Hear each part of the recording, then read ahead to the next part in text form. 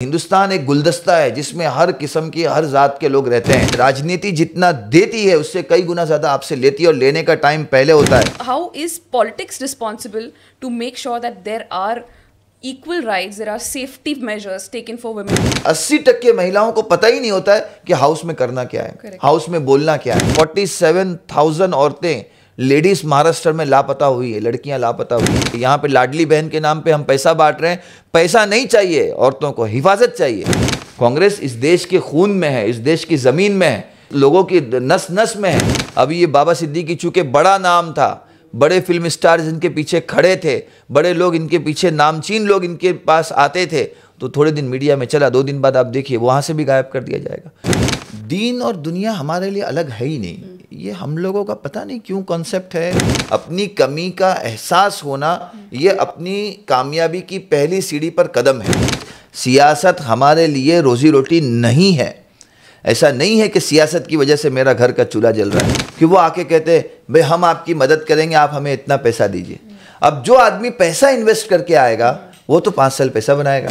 हम किसी के जन्नती और जहन्नुमी होने का फैसला नहीं कर सकते। हम अपने जन्नती और जहन्नुमी होने का फैसला नहीं कर सकते, दूसरे के कहाँ से करेंगे। यहाँ या सरकार, जनता का मैंडेट हमारे पास था, सरकार हमारी थी। ये बात अलग है कि आप हमारे एमएलए जो है सूरत ले गए, गुवाहाटी ले गए, गोवा ले गए, फिर आके सरकार बनाई। हमारे पे 2 आदमी पार्टी नहीं चलाते हैं कि भाई मोदी और शाह 2 ही है, और जो बोल दें वो सुबह को दिन को बोले रात तो रात, रात को बोले दिन तो दिन। अब पेड मीडिया जब से शुरू हो गया है, किसी को भी हवा में उड़ाना और किसी को भी ज़मीन में दफनाना बहुत आसान हो गया है। पावर में आने के लिए कल के दुश्मन आज दोस्त बन जाते हैं और आज के दुश्मन कल दोस्त हो जाते हैं।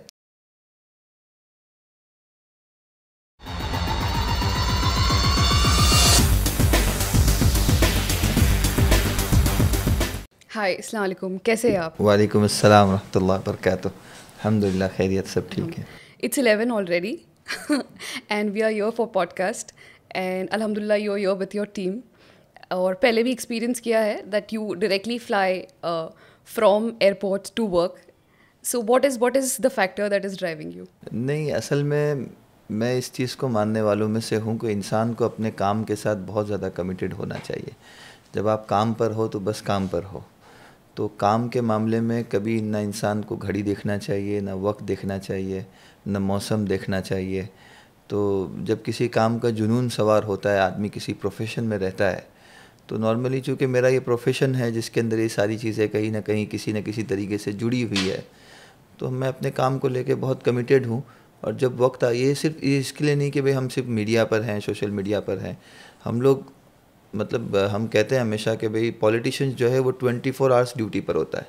रात में 1 बजे भी फ़ोन आते हैं, 2 बजे भी फ़ोन आते हैं। अभी मैं 2 दिन पहले की बात करूं, रात में तकरीबन 1:30-2 बजे जो है घर की घंटी बजी और जब दरवाज़ा खोला तो वो पुलिस वाले खड़े थे। तो मैंने उनसे कहा भाई क्या हो गया? तो कहा कि भाई फ़लाँ जगह पे एक लेडी ने जो है वो उनके घर के मैटर में जो झगड़ा हो गया और आग लगा दी और वो लेडी पूरी जल गई है और उसका हमें बयान लेना है। और बयान लेते हुए ऐसा कॉरपोरेटर सामने एक आदमी मौजूद होना चाहिए गवाह के तौर पे। तो अब आपको साथ में पुलिस स्टेशन चलना है। और मैं दिन भर का थका हुआ, हारा हुआ, बिल्कुल आया, बिल्कुल बिस्तर पे लेटा ही था और वो बंदा आया।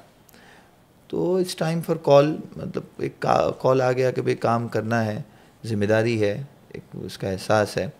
तो उसी वक्त निकल के जाना पड़ा। तो हमारे लिए मसला नहीं है कि मतलब हम कहीं पर आ रहे हैं, कहीं पर जा रहे हैं। वक्त यह है कि भाई जिम्मेदारी है, उसका एहसास है और ये रहना बहुत ज़रूरी है। करेक्ट। आपके वालिद साहब भी पॉलिटिक्स में थे। ग्रोइंग अप जो हम बचपन में घर में माहौल देखते हैं उसका कहीं ना कहीं बहुत इम्पैक्ट होता है, मेंटल इम्पैक्ट होता है, सोशल इम्पैक्ट होता है। So while growing up you saw your father working for social welfare, social causes. What impact did it create? क्या impact था? Positive impact था? Of course, each coin has 2 sides. Positives भी होंगे, negatives भी होंगे. So can you please take us through that? देखिए, जहाँ तक मेरे वालिद साहब की बात है तो हर बच्चे के लिए उसका बाप जो है वो पहला रोल मॉडल होता है। तो उसी तरीके से मेरा भी जो है एक एक्सपीरियंस मेरे वालिद साहब को लेकर ऐसा ही रहा। क्योंकि आप यकीन करेंगे मेरे वालिद साहब चुनकर आए मेरे ख्याल से 1978 में। Elected, he was elected in 1978, first time corporator बने। और मैं बॉर्न हुआ 1983 में। तो मतलब आप एक अंदाज़ा लगाएं कि जब मैंने आँख खोली उस माहौल के अंदर, कि जिस माहौल में चारों तरफ एक पॉलिटिकल माहौल था, और उस दौर में वसाइल इतने ज़्यादा नहीं थे, ऑप्शंस इतने ज़्यादा नहीं थे। अभी लोगों के प्रोफेशनल लाइफ अलग होती है, आपकी घर की लाइफ अलग होती है, पर्सनल लाइफ अलग होती है। उस टाइम पे मुझे याद है, मैं हमारे घर के अंदर ही, हमारा घर भी था, हमारे वालिद साहब का ऑफिस भी था, और सारी चीज़ें जो है उसी एक चार दीवारी के अंदर होती थी। हम तीन भाई हॉल में सब सोते थे, तो सुबह जब हमारी आँख खुलती थी तो हम देखते थे बाहर हमारे पैरों के पास लंबी लाइन बैठी हुई है, लोग आए हुए हैं। क्योंकि वो उस वक्त इतना प्रोफेशनल दौर नहीं था कि भाई प्रोफेशनल लाइफ अलग होनी चाहिए, पर्सनल लाइफ अलग होनी चाहिए। तो हर किस्म के मसले, मतलब घर में पानी नहीं आया से लेकर, बच्चा बीमार है से लेके, स्कूल के एडमिशन से लेके, मतलब सारे मसले जो है लोग लेकर आते हैं। तो उन मसलों के अंदर हमारी, मतलब हम लोगों की, हम सब भाई बहनों की एक कहीं ना कहीं परवरिश हुई, और लोगों के दुख दर्द जानना, समझना, उसको हल करना या हल करने की कोशिश करना। हम देखिए, मैं एक चीज़ को बहुत स्ट्रांगली मानता हूँ, मेरे वालिद साहब भी हमेशा कहा करते थे कि आप सबको सब कुछ नहीं दे सकते, सबको सब कुछ देना और सबको खुश रखना ये सिर्फ अल्लाह की ज़ात कर सकती है। हम ये कर सकते हैं कि सबके लिए कोशिश कर सकते हैं। बहुत सारे काम ऐसे होते हैं कि जो हमारे हुदूद से बाहर होते हैं। जैसे अभी कुछ दिन पहले की बात है, एक अम्मा मिली मुझे कहने लगी कि बेटा मैं तुझसे बहुत नाराज़ हूँ। मैंने कहा क्या हो गया अम्मा, क्या बात है? तो कहने लगी, बोले मैंने कोविड के वक्त मेरा बच्चा जो है कतर में पुलिस ने पकड़ लिया था और तूने मेरी मदद नहीं की। अब मैंने उनसे सर पकड़ लिया, मैंने उनसे कहा भाई मैं मामूली सा एक कॉरपोरेटर, मेरी जिम्मेदारी गटर मीटर वाटर की। अब वो कतर के अंदर आपका बच्चा पुलिस ने पकड़ा, अब उसमें मैं आपकी क्या मदद, वो उस अम्मा को नहीं मालूम है, वो उनकी बेचारी, उनकी सादगी है। वो तो समझते हैं कि ये हमारा लीडर है, ये हमारा रिप्रेजेंटेटिव है, हमारा नेता है, हमने इसको वोट दिया है, तो हमारे घर में पानी नहीं आने से लेके हमारा बच्चा कतर में पुलिस में पकड़ा जाए, उस वक्त तक के सारे मसाइल यही हल करेगा। तो ये उनका एक्सपेक्टेशन है। तो लोगों की एक्सपेक्टेशन होती है, लोगों की उम्मीदें होती है। तो हमने भी इन्हीं उम्मीदों के सहारे अपनी ज़िंदगी, अपना बचपन गुजारा है। लोगों की कि किस उम्मीद से लोग देखते हैं, लोगों का एक्सपेक्टेशन क्या होता है। मुझे याद है कोविड में, जब शुरू में जब कोविड आया तो हम लोग सब अपने घरों में दुबके बैठे हुए थे। मेरी भी हालत, मतलब एक खौफ, एक कहीं ना कहीं एक पूरा माहौल ऐसा बनाया गया था कि बिल्कुल डर का माहौल, खौफ का माहौल, कि चाइना में लोग मर रहे हैं, रोज़ाना सोशल मीडिया पे वीडियोस आ रहे हैं। तो एक डर का माहौल था। तो शुरू में जब लॉकडाउन लगा तो शुरू में 2 दिन भी हम लोग भी घर में बैठे हुए थे। तो एक बूढ़ी अम्मा थी, उसका फ़ोन आया करता था। एक बार फ़ोन आया, कहने लगी बेटा 2 दिन हो गए लॉकडाउन लगे, मेरा पान नहीं पहुँचा। तो मैंने पहले दिन तो नज़रअंदाज़ किया, मैंने कहा भाई पान के लिए नफसा नफसी का आलम है, मारा मारी का आलम है। अब एक बेचारी औरत, हम तो हर एक की बात सुननी है, बात सुनी। अब बात सुनने के बाद में मैंने रख दिया। दूसरे दिन दोबारा उसका फ़ोन आया, बोले बेटा 3 दिन हो गए पान नहीं मिला। और फिर मैंने अम्मा 3 दिन आप क्या कह रही हैं, बाहर के हालात क्या है, कंडीशंस क्या है, इन हालात में आपको पान कैसे पहुंचेगा, कौन पहुंचाएगा? तो उन्होंने एक जुमला कहा जो मुझे, मतलब कहीं ना कहीं मुझे अंदर से झंझोड़ दिया, और वो एक ज़िम्मेदारी का एहसास मेरे अंदर कहीं ना कहीं पैदा कर दिया। उन्होंने कहा बेटा तेरा बाप अगर होता ना तो मैं 3 दिन बगैर पान के नहीं रहती। तो उनका ये जुमला मुझे इस तरीके से अंदर चुभ गया, ज़िम्मेदारी का एहसास हो गया कि मतलब किस सतह पर जाकर काम करने की ज़रूरत है, लोगों की हमसे उम्मीदें क्या है, एक्सपेक्टेशन क्या है। तो बचपन से इस माहौल के अंदर हमने देखा है, समझा है, और उसको जो है ना कहीं निभाने की ज़िम्मेदारी पूरी करने की कोशिश की है। नॉर्मली क्या होता है कि हम जब अवामी लाइफ में जब जाते हैं, पब्लिक लाइफ में हम जब जाते हैं, तो बहुत सारी चीज़ें ऐसी होती है जो ज़ाती ज़िंदगी की हमारी छूट जाती, पता ही नहीं चलता बच्चे कब बड़े हो गए, पता ही नहीं चलता जिम्मेदारियां, मतलब जो घर की दूसरी जिम्मेदारियां हैं वो कब कहाँ कैसे किसने मैनेज कर दी, किसके ज़रिए से। तो बहुत बड़ा सहारा जो है पीछे घर वालों का भी होता है, कुर्बानी बच्चों की भी होती है। हमें याद है बचपन में जब हम अपने वतन गांव जाया करते थे तो वालिद साहब वो 3 दिन की छुट्टी में भी, 4 दिन की छुट्टी में भी ट्रेन पकड़ के, रात की ट्रेन पकड़ के बम्बई आ रहे हैं, सुबह मीटिंग अटेंड कर रहे हैं, फिर दोपहर में वापस ट्रेन पकड़ के गाँव आ रहे हैं। तो हम कहते थे अब्बा आप 4 दिन के लिए गाँव आए, फिर उसमें भी अब्बा नहीं बेटा जिम्मेदारी है। तो ये कहीं ना कहीं एक्सपेक्टेशन, उसकी ज़िम्मेदारी का एहसास होना, लोगों के काम की ज़िम्मेदारी अपने कंधों पर लेना, उसके लिए कुर्बानियाँ देना, अपनी ज़ाती ज़िंदगी को कहीं ना कहीं पीछे रखना, ये बहुत सारी चीज़ें जो हमने बचपन से सीखी, यही घर का माहौल था। करेक्ट। यू आर ऑल्सो मुफ्ती, है ना? तो कैसे I mean being a Mufti and being a politician, ये दोनों बहुत ही अभी मैं इसमें एक बात आपसे अर्ज़ करूं। मेरी वालिदा अल्लाह मग़फ़िरत फरमाए 1997 में उनका इंतकाल हो गया। बचपन में ऐसा कहा जाता है कि जब मैं पैदा हुआ तो मेरी तबीयत बहुत ख़राब हो गई। मतलब इस कदर ख़राब हो गई कि डॉक्टरों ने जवाब दे दिया कि मतलब इस बच्चे का बचना नामुमकिन है और ये बच्चा नहीं बचेगा। और बिल्कुल कई दिनों तक बेहोश रहा, कई दिनों तक ऑक्सीजन में रहा। तो उस वक्त मेरी वालिदा ऐसा कहती थी कि हमने नियत की थी कि अगर अल्लाह ये बच्चा अगर बच गया तो हम इसे तेरे दीन के लिए वक्फ़ कर देंगे। ये मेरे वालिद साहब की वालिदा की उस वक्त एक मन्नत कह ली है, नियत कह ली है, जो भी कहें। तो उनका हमेशा से ये मिजाज रहा कि उन्होंने बचपन से जो हमारी तरबियत की इस चीज़ को लेकर की कि भाई आपको बड़े होकर मदरसे में जाना है, हाफिज़ बनना है, आलिम बनना है, मुफ्ती बनना है। अब इसमें आप यकीन करें ना करें, हम जिस दौर में मदरसे में गए उस दौर में मदरसे में वो बच्चे जाया करते थे जो बेचारे गरीब हों, जो स्कूल में नहीं पढ़ सकते हों, मतलब स्कूल की पढ़ाई में कच्चे हों, बराबर पढ़ाई नहीं करते हों, या जिनके माँ बाप नहीं हो, जो बहुत ज़िद्दी हो। अच्छा मटेरियल मदरसे में नहीं जाता था और हमारे लिए ये बात कहीं पे भी कुछ नहीं थी। मतलब अच्छे घर से थे, बाप माशाल्लाह इलेक्टेड थे, काम कारोबार था, फ्लैट में रहते थे। उस दौर में फ़्लैट में रहना भी एक बहुत बड़ी बात होती थी। फ्लैट का सिस्टम उस वक्त चौल वगैरह का सिस्टम हुआ करता था। तो 1980 में और 85 में अगर कोई किसी ने फ्लैट लिया हो और वो भी 12-13 माले के टावर में, तो उस दौर में बड़ी चीज़ गिनी जाती थी। तो उन हालात में वहाँ रहना, समझे, और उन चीज़ों के अंदर ये चीज़ मतलब एक जहन में एक चीज़ डालनी कि भाई नहीं, आपको दीन के काम के लिए हमने वक्फ़ किया है। और एक बहुत बड़ा मतलब मेरी वालिदा का ये था, कॉन्सेप्ट था। हमारे जैसे मेरे एक मामू है, वो पढ़ाई के लिए जो है अमेरिका गए, दूसरे मामू हैं वो भी कहीं 7 समंदर पार गए। तो मेरी वालिदा हमेशा ये कहा करती थी कि हमारे घर में एक माहौल है कि लोग दुनिया की तालीम हासिल करने 7 समंदर पार जाते हैं, मेरा बच्चा अल्लाह का कलाम हिफ्ज़ करने के लिए 7 समंदर पार जाएगा। ये उनकी नीयत थी। आप यकीन करें ना करें, उनके जो खतूत आते थे ना, तो वो उस ख़त में एक बात हमेशा लिखा करती थी कि आप ज़िंदगी के वो साल, कि जो साल अगर आप दुनिया सीखने में लगाते हैं, मतलब आप अच्छा फ्यूचर बना सकते थे, डॉक्टर बन सकते थे, इंजीनियर बन सकते थे, अपना फ्यूचर सिक्योर कर सकते थे, महफूज कर सकते थे, वो साल आप अल्लाह के दीन को सीखने के लिए लगा रहे हो, तो क्या आप अल्लाह की ज़ात से ये उम्मीद रखते हो कि जब आपको दुनिया की ज़रूरत होगी और अल्लाह आपको ज़ाय कर देगा? ये उनके अल्फाज उस वक्त हमको समझ में नहीं आते थे। इतनी दकीक बातें, बारीक बातें हमको उस वक्त समझ में नहीं आती थी, लेकिन आज समझ में आती कि उन लफ्ज़ों की क्या अहमियत थी। मतलब कितनी दूर उनकी सोच थी कि जो वक्त आप बचपन का दुनिया सीखने के बजाय अल्लाह का दीन सीखने के लिए लगा रहे हो, जब तुम्हें दुनिया की ज़रूरत होगी, क्या अल्लाह से गुमान रखते हो अल्लाह तुम्हें ज़ाय कर देगा, दुनिया नहीं देगा?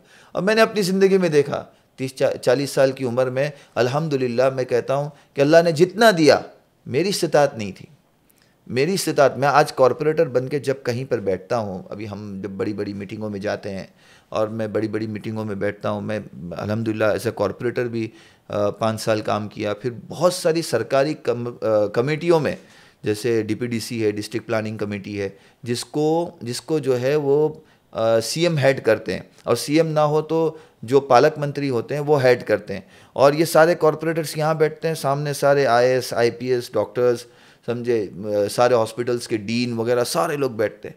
अब कोई भी मामला जब होता है ना, तो हम उनको, भाई ये काम क्यों नहीं हुआ, ये काम कैसे नहीं हुआ, और उनकी अकाउंटेबिलिटी करते हैं। तो बाज़ मरतबा जब गुस्से में मैं उनसे कुछ कह जाता था, तो बाद में सोचता था, मैं देखिए अल्लाह की कुदरत कैसी है कि दुनिया के एतबार से मेरी रोज़ी उनके ताबे होनी चाहिए, लेकिन वो बेचारा IAS है, IPS है, डीन है, डॉक्टर है, वो मेरे सामने हाथ बंद करके खड़ा है। अब मैं मदरसे के पढ़ा हुआ एक मौलवी और मुफ्ती, उनको नहीं ये काम करके लाओ।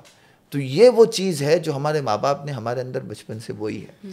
वही चीज़ को लेकर आप तसव्वुर करें, 8 साल की उम्र में आप किसी बच्चे को, आज की तारीख में मुझे नहीं लगता कि कोई माँ अपने बच्चे को कहीं दूर भेजेगी। मैं अपने दूसरों की क्या बात करूं, मैं अपनी बात करूं। मेरा बच्चा माशाल्लाह आज 11 साल का है। मैं जब उसे ये तसव्वुर करता हूं कि इसको कहीं दूर भेजना है पढ़ने के लिए, तो मेरा दिल धक धक करता है, यार कैसे भेजेंगे, कैसे रहेंगे। अब वो रहेगा नहीं रहेगा पता नहीं, मैं कैसे रहूँगा, इस बात का ज़रा डर होता है, समझे। तो ये आदमी कहीं ना कहीं बहुत ज़्यादा फिक्रमंद होता है अपनी औलाद को लेकर। 8 साल की उम्र में एक बच्चे को, जिसको हकीकत में अपना कोई चीज़ नहीं पता, ना कपड़े धोने आता है, ना अपनी तरतीब रखने आती है, ना कोई चीज़ समझ, उसको 8 साल के बच्चे को मक्कतुल मुकर्रमा भेज देना, समझे। अब वो वहाँ पे ना टेलीफोन का ज़माना है, ना उस दौर में ना मोबाइल है, ना ईमेल है, कोई वसाइल नहीं, कोई रास्ता नहीं, कोई चीज़ें नहीं। तो वो, मैं तो बच्चा हूँ, मुझ पे कोई जिम्मेदारी नहीं है। मेरे लिए तो बड़ी बात यह है कि मैं प्लेन में बैठ के जा रहा हूँ, मैं तो एयरपोर्ट पे जा रहा हूँ, मैं तो इसी चीज़ में खुश हूँ कि भाई ये एक्सपीरियंस मिल रहा है। लेकिन अब बहैसियत बाप के जब उन चीज़ों को हम सोचते हैं तो सोचते हैं भाई दिल पर क्या पत्थर रखा होगा। मुझे आप यकीन नहीं करेंगी, मैं जब पहली मरतबा जब एयरपोर्ट, जब मैं सऊदीया पढ़ने जा रहा था मक्का, तो मेरी वालिदा एयरपोर्ट छोड़ने नहीं आई। वो हमारे मामू थे, वो उनके मामू थे, उनके हाथ से एयरपोर्ट भेजा के बच्चों को, क्योंकि उस वक्त समझ में नहीं आया। उस वक्त बोला गया कि भाई अम्मी आप क्यों नहीं आ रहे एयरपोर्ट छोड़ने, तो लेकिन अब समझ में आ रहा कि वो 8 साल के बच्चे को जाते हुए देख नहीं सकती थी, तो वो एयरपोर्ट नहीं आई। हमारे लिए तो बचपन है, हम तो एकदम खुशी में है कि भाई एयरपोर्ट देखेंगे, प्लेन में बैठेंगे, नए माहौल में जाएंगे, नए कल्चर में जाएंगे, जो एक एक्साइटमेंट होता है, वो सारी चीज़ें हैं। लेकिन इन तमाम चीज़ों के बाद जो कुर्बानियाँ सिर्फ इंसान की नहीं होती, इंसान के पीछे, इंसान के, मैं हमेशा लोगों से कहता हूँ, लोग हैं ना हमेशा सक्सेस देखते हैं, लेकिन सक्सेस के पीछे का स्ट्रगल कोई नहीं देखता। और जब तक हम स्ट्रगल नहीं देखेंगे और स्ट्रगल के बाद में वो बंदा कैसे वहाँ से बाहर निकला, वो चीज़ें नहीं देखेंगे, वो चीज़ें नहीं पढ़ेंगे, वो चीज़ें नहीं समझेंगे, उस वक्त तक हमारी सक्सेस की लाइन नहीं मिल सकती। तो ये हमारे माँ बाप की कुर्बानी है, उनकी मेहनत है, उनकी दुआएं हैं, उनकी फ़िक्रें हैं। वरना एक पॉलिटिशियन का बच्चा हाफिज़ बन जाए, एक पॉलिटिशियन का बच्चा आलिम बन जाए, एक पॉलिटिशियन का बच्चा मुफ्ती बन जाए, एक तसव्वुर के बाहर चीज़ थी। आज के दौर में है, आज के दौर में मदारिस में माशाल्लाह बहुत अच्छा लोग जा रहे हैं, बहुत अच्छा, मैं कहता हूँ कि बहुत अच्छा मटेरियल जा रहा है। अब जो है ना माशाल्लाह हम देखता हूँ हमारे मेमन हजरात बड़े बड़े करोड़पति लोग हैं, लेकिन उनके बच्चे भी मदरसे में जा रहे हैं, हाफिज़ बन रहे हैं, आलिम बन रहे हैं। तो अभी उस दौर में वो माहौल नहीं था, तो वो कॉन्सेप्ट को तोड़ना, एक नई चीज़ शुरू करना, वो आज के दौर में 20 साल बाद हमें एहसास होता है कि एक इनकलाबी कदम था जो हमारे माँ बाप ने उठाया। हाँ, उसका समरा ये है कि आगे चल के अल्लाह ने हमसे भी काम लिया, हम लोग भी कहीं ना कहीं अपने आप को साबित कर पाए, खड़े रह पाए, तो ये एक बहुत बड़ी चीज़ है। लेकिन पौधा जो था, बुनियाद थी, वो उनकी लगाई हुई थी, उनकी नीयत थी, अल्लाह ने उसके ऊपर जो है उनकी फ़िक्रों पर अल्लाह ने कहीं ना कहीं कदम जमाए। करेक्ट। मुफ्ती होने के साथ साथ you've also done your MBA. How important it is to balance Deen and दुनिया बोथ? दीन और दुनिया हमारे लिए अलग है ही नहीं। ये हम लोगों का पता नहीं क्यों कॉन्सेप्ट है कि हम दीन और दुनिया को अलग समझते हैं। मेरे वालिद साहब हमेशा कहा करते थे कि जिसके दीन ने उसकी दुनिया ना बनाई, उसकी जन्नत क्या बनाएगी। मतलब दीन और दुनिया हमारे पास, रब्बना आतिना फिद दुनिया हसना व फिल आखिरति हसना, जहाँ दुनिया मांगी वहाँ दीन, जहाँ दीन मांगा वहाँ दुनिया भी मांगी। दुनिया और आखिरत हमारे लिए एक चीज़ है। पता नहीं हम लोगों के जहनों में इतनी वुसाअत नहीं है कि हमने उस चीज़ को अलग अलग कर दिया कि नमाज क्यों, जन्नत मिलेगी, रोज़ा क्यों, जन्नत मिलेगी, सदका खैरात क्यों, जन्नत मिलेगी, काम कारोबार क्यों, दुनिया चलेगी। नहीं, ये है ही नहीं। काम कारोबार भी दीन का जुज़ है, सियासत भी दीन का जुज़ है, तिजारत भी दीन का जुज़ है। मतलब दुनिया का हर शोबा, आप यकीन करें ना करें, कोई नबी दुनिया में ऐसा नहीं आया जिसको अल्लाह ने मतलब दुनिया के किसी काम में मशगूलियत के साथ नहीं रखा। हर एक नबी को अल्लाह ने इस काम के साथ उतारा। नूह अलैहिस्सलाम का वाक़या हम लोग कुरान में हमेशा पढ़ते हैं। आपने, अल्लाह फरमा रहे वस्नाइल फुल्क, पहला मरीन इंजीनियर, एक नबी जिसका काम है कि मतलब दुनिया को अल्लाह की तरफ दावत दे। अल्लाह उससे कह रहे वस्नाइल फुल्क कि भाई कश्ती बनाओ, बी आयुनिना, हमारे सुपरविज़न में बनाओ, ववाहयिना, हमारे इंस्ट्रक्शन के मुताबिक बनाओ। मतलब एक नबी से जो है मरीन इंजीनियरिंग का काम लिया जा रहा है।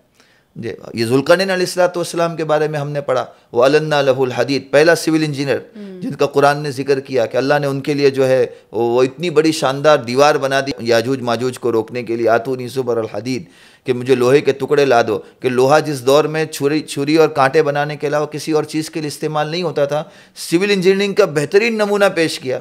लुक़मान अलैहिस्सलाम की हिकमत हम सबको मालूम है, कुरान जिक्र कर रहा है। ज़करिया अलैहिस्सलाम के बारे में कि वो बड़ा ही थे, नजार थे। इलियास अलैहिस्सलाम के बारे में कि उनके वो भी दर्जी थे। तो हर नबी के साथ, खुद हमारे नबी पाक सल्लल्लाहु अलैहि वसल्लम के बारे में कि उन्होंने बकरियां भी चलाई, बकरियां चराने से लेके तिजारत करने तक हर शोबे में अल्लाह ने उनसे काम करवाया। तो ये सारे शोबे, दीन और दुनिया अलग ही नहीं। लोग बड़े ताज्जुब से हमको पूछते हैं, अरे तुम मुफ्ती हो, तुम मौलवी हो, तुम्हारा सियासत में क्या काम, तुम्हारा सियासत में क्या काम। मैं उनसे हमेशा ये कहता हूँ, सियासत तो हमारे लिए थी, आप कुरान पाक की आयत है, सुलेमान अलैहिस्सलातु वस्सलाम को अल्लाह रब्बुल इज़्ज़त ने वलक़द आतैना दाऊद व सुलैमान इल्मा, कि हमने दाऊद और सुलेमान को एक ख़ास किस्म का इल्म दिया था। वो कौन सा इल्म था, वो कौन सी चीज़ थी? तमाम उलमा कहते हैं कि वो इल्म सियासत थी। बल्कि सुलेमान अलैहिस्सलातु वस्सलाम ने मांगा था, हबली मुल्क ला यंबगी li अहदिम मिन बादी, कि अल्लाह मुझे ऐसी बादशाहत दे जो मेरी बात किसी को बादशाहत नहीं मिले। तो बादशाहत क्या है? सिर्फ नमाज पढ़ाना। बादशाहत क्या है? सिर्फ इमामत करना, मिंबर संभालना, महराब संभालना। बादशाहत एक एडमिनिस्ट्रेशन चलाना, एक इंतज़ामिया चलाना, ये बादशाहत। एक नबी मांग रहा है कि अल्लाह मुझे ऐसी बादशाहत दे जो मेरे बाद किसी को ना मिले। अब नबी का वारिस नहीं मांग सकता। अब नबी का वारिस मांगे तो अरे तुम मौलवी हो, तुम्हारा काम नहीं है, तुम सियासत में क्या कर रहे हो?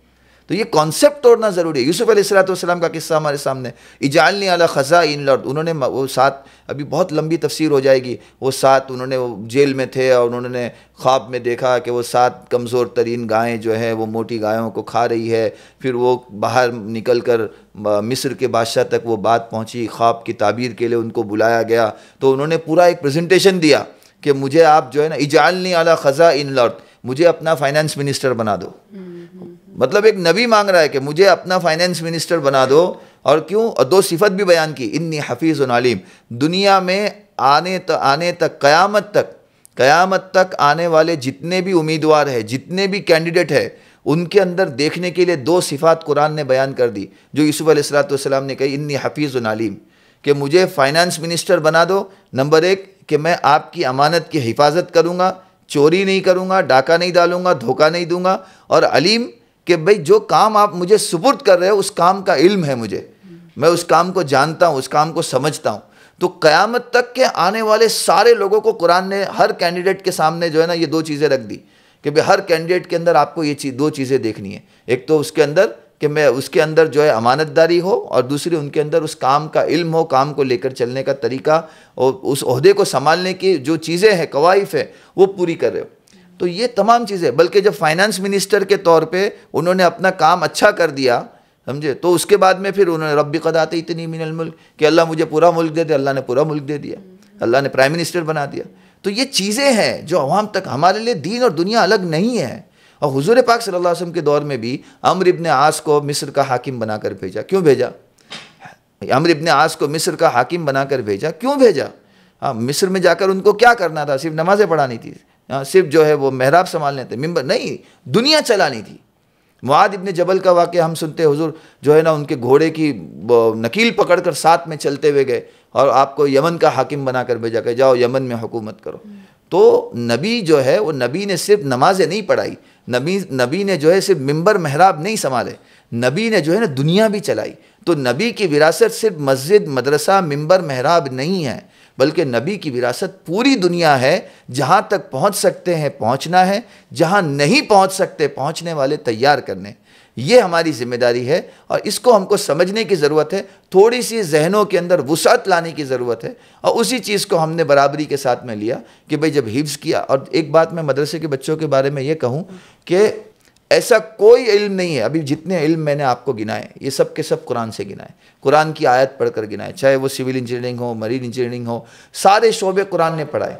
हमारे मदरसे के बच्चे सारे की सारी चीज़ें पढ़ते हैं, सिर्फ उनको एक्सप्लोरर नहीं मिलता और दूसरा एक ज़बान पे वुसअत नहीं होती, ज़बान की एक झिझक होती। इसके लिए मैं बहुत सालों से मदरसे वालों से कह रहा हूँ कि अपने बच्चों को जो है लोकल लैंग्वेजेस पढ़ाओ, कि हम बहुत सारी चीज़ें ऐसी पढ़ाते हैं कि जिनका आज के दौर में कोई ज़रूरत नहीं है। आप उनको इस्लामी तारीख़ इंग्लिश में पढ़ाओ, आप उनको जो है दूसरा कोई सब्जेक्ट जो है मंतिक जो है किसी और ज़बान में पढ़ाओ, जिससे उनको लोकल लैंग्वेज पे उबूर हासिल हो, वो झिझक ख़त्म हो। बाकी दुनियावी जितने उलूम जो स्कूल और कॉलेजेस में पढ़ाए जा रहे हैं वो हम अपने बच्चों को मदरसों के अंदर पढ़ाते ही हैं। कुरान के अंदर सारी चीज़ें हैं, कुरान के अंदर फ़लसफ़ा भी है, साइंस भी है, मंतिक भी है, तिब भी है, कोई ऐसा शोबा नहीं है जिससे कुरान खाली है। और हमारा बच्चा 8 साल 9 साल 10 साल वो पढ़ कर आता है, सिर्फ एक झिझक उसके दिमाग में होती है जो कहीं ना कहीं ज़बान की झिझक हो, अल्फाज की झिझक हो और एक्सप्लोरर की झिझक हो, तो उसको ख़त्म करने की ज़रूरत है। जो हम लोग पढ़ कर आए, चूँकि हम लोग एक अलग माहौल से आए थे, अलग दुनिया से आए थे, तो इस चीज़ को हम लोग समझते थे कि दुनिया में अगर आपको आगे फ़ाइट करना है, दुनिया में अगर आपको रहना है, तो इन चीज़ों को अगर आपको लेकर चलना पड़ेगा। अपनी कमी का एहसास होना ये अपनी कामयाबी की पहली सीढ़ी पर कदम है। जब तक आपको ये एहसास ही नहीं होगा मेरे अंदर कमी क्या है, आप उसको दूर करके कामयाबी की सीढ़ी कैसे चढ़ोगे। तो ये हम लोग जब मदरसे से फारिग होकर आए तो ये चीज़ समझ में आई कि नहीं, दुनिया में अगर आपको कहीं ना कहीं सर्वाइव करना है और जिस शोबे में जाके आपको काम करना है वहाँ पर ये चीज़ें आपको लगेगी। हम इस पर कहीं ना कहीं पाबंद नहीं है, हम इस पर बंधे हुए नहीं हैं, लेकिन ज़रूरत के दर्जे में हम इसको लेने के लिए बिल्कुल तैयार है, लेना चाहिए। अब पहले का माहौल था, लोग कहते थे कि भाई टीवी पे नहीं आ सकते, टीवी के मुतालिक फतवे हुआ करते थे। आज सारे बड़े उलमा टीवी पे मौजूद हैं, जिससे मतलब शर फैलाया जा रहा था, आज उसी से खैर भी फैलाया जा रहा है। तो कहीं ना कहीं अपने दायरे को वुसअत देना, जहन को वुसअत देना बहुत ज़रूरी है, और उस पर काम किया। इसीलिए फरागत के बाद में जो है जितनी चीज़ें थी, चाहे उसको हम लोगों ने BA किया हो, फिर MBA किया हो। चूँकि मेरे वालिद साहब का कारोबार जो है वो HR का था, रिक्रूटमेंट की उनकी एजेंसी थी, तो HR के अंदर कहीं ना कहीं MBA करने की एक चाहत थी। कोशिश की, मेहनत की, बहुत बार ड्रॉप भी हुआ। 18 महीने का कोर्स तकरीबन 3-3.5 साल में किया, लेकिन पास हो गए। समझे, वो एक बड़ी चीज़ है कि मैं हिम्मत नहीं हारी, कोशिश करते रहे और अल्हम्दुलिल्लाह कामयाबी मिली। You had a very stable career in Kuwait, coming back to India all the way, setting up business, family साथ में, politics because your father was also into politics, managing everything. How easy, difficult was it? 2007 में तकरीबन मेरी पढ़ाई मुकम्मल हुई और कुछ वक्त तबलीग में वक्त लगाया। और जैसा हर नौजवान की एक फ़िक्र होती है कि कहीं ना कहीं वो इस चीज़ को लेकर फ़िक्रमंद होता है कि मुस्तकबिल में क्या, फ्यूचर में वो क्या करना चाहता है। हमारे यहाँ नॉर्मल एक कल्चर था, मैं जिस पट्टी से आता हूँ स्पेशली कोकनी पट्टी से, और कोकन में एक कल्चर नॉर्मली ये होता था, मदरसे से बच्चा फारिग होके आता था तो वो अपने कॉन्टैक्ट्स ढूंढता था कि बाहर गल्फ़ कंट्रीज़ में उनके कॉन्टैक्ट्स कहाँ पर हैं। तो हमारे जो कॉन्टैक्ट्स थे वो कुवैत में थे, मेरा ननियाल भी वहीं पर था और आगे चल के ससुराल भी वहीं पर बना। तो मैं पहुंच गया एक अच्छे मुस्तकबिल की तलाश में कि भाई कुवैत जाएंगे, वहाँ जो है और एक अच्छी अपॉर्चुनिटी मिली, एक अच्छी चीज़ के लिए कोशिश की, मेहनत की, फ़िक्र की। लेकिन सब कुछ होने के बाद में कहीं ना कहीं दिल में खलिश थी। अच्छी ज़िंदगी, मतलब शादी का भी फ़ैसला कुवैत जाने के बाद हुआ। तो मैं हमेशा ये कहता हूँ, बल्कि मैं क्या कहता हूँ, हदीस पाक में है, अल्लाह के नबी ने फरमाया कि भाई इंसान को 3 नेमतें अगर मिल जाए तो समझ लीजिए कि उसके ऊपर अल्लाह ने अपनी तमाम नेमतें कामिल कर दी। समझे, एक अच्छी शरीक सफ़र, एक अच्छी बीवी, अच्छा घर और अच्छी गाड़ी, ये 3 चीज़ें अल्लाह की नेमत है। तो मतलब आप समझिए कि कुवैत जाने के बाद तीनों चीज़ें सामने रखी हुई थी।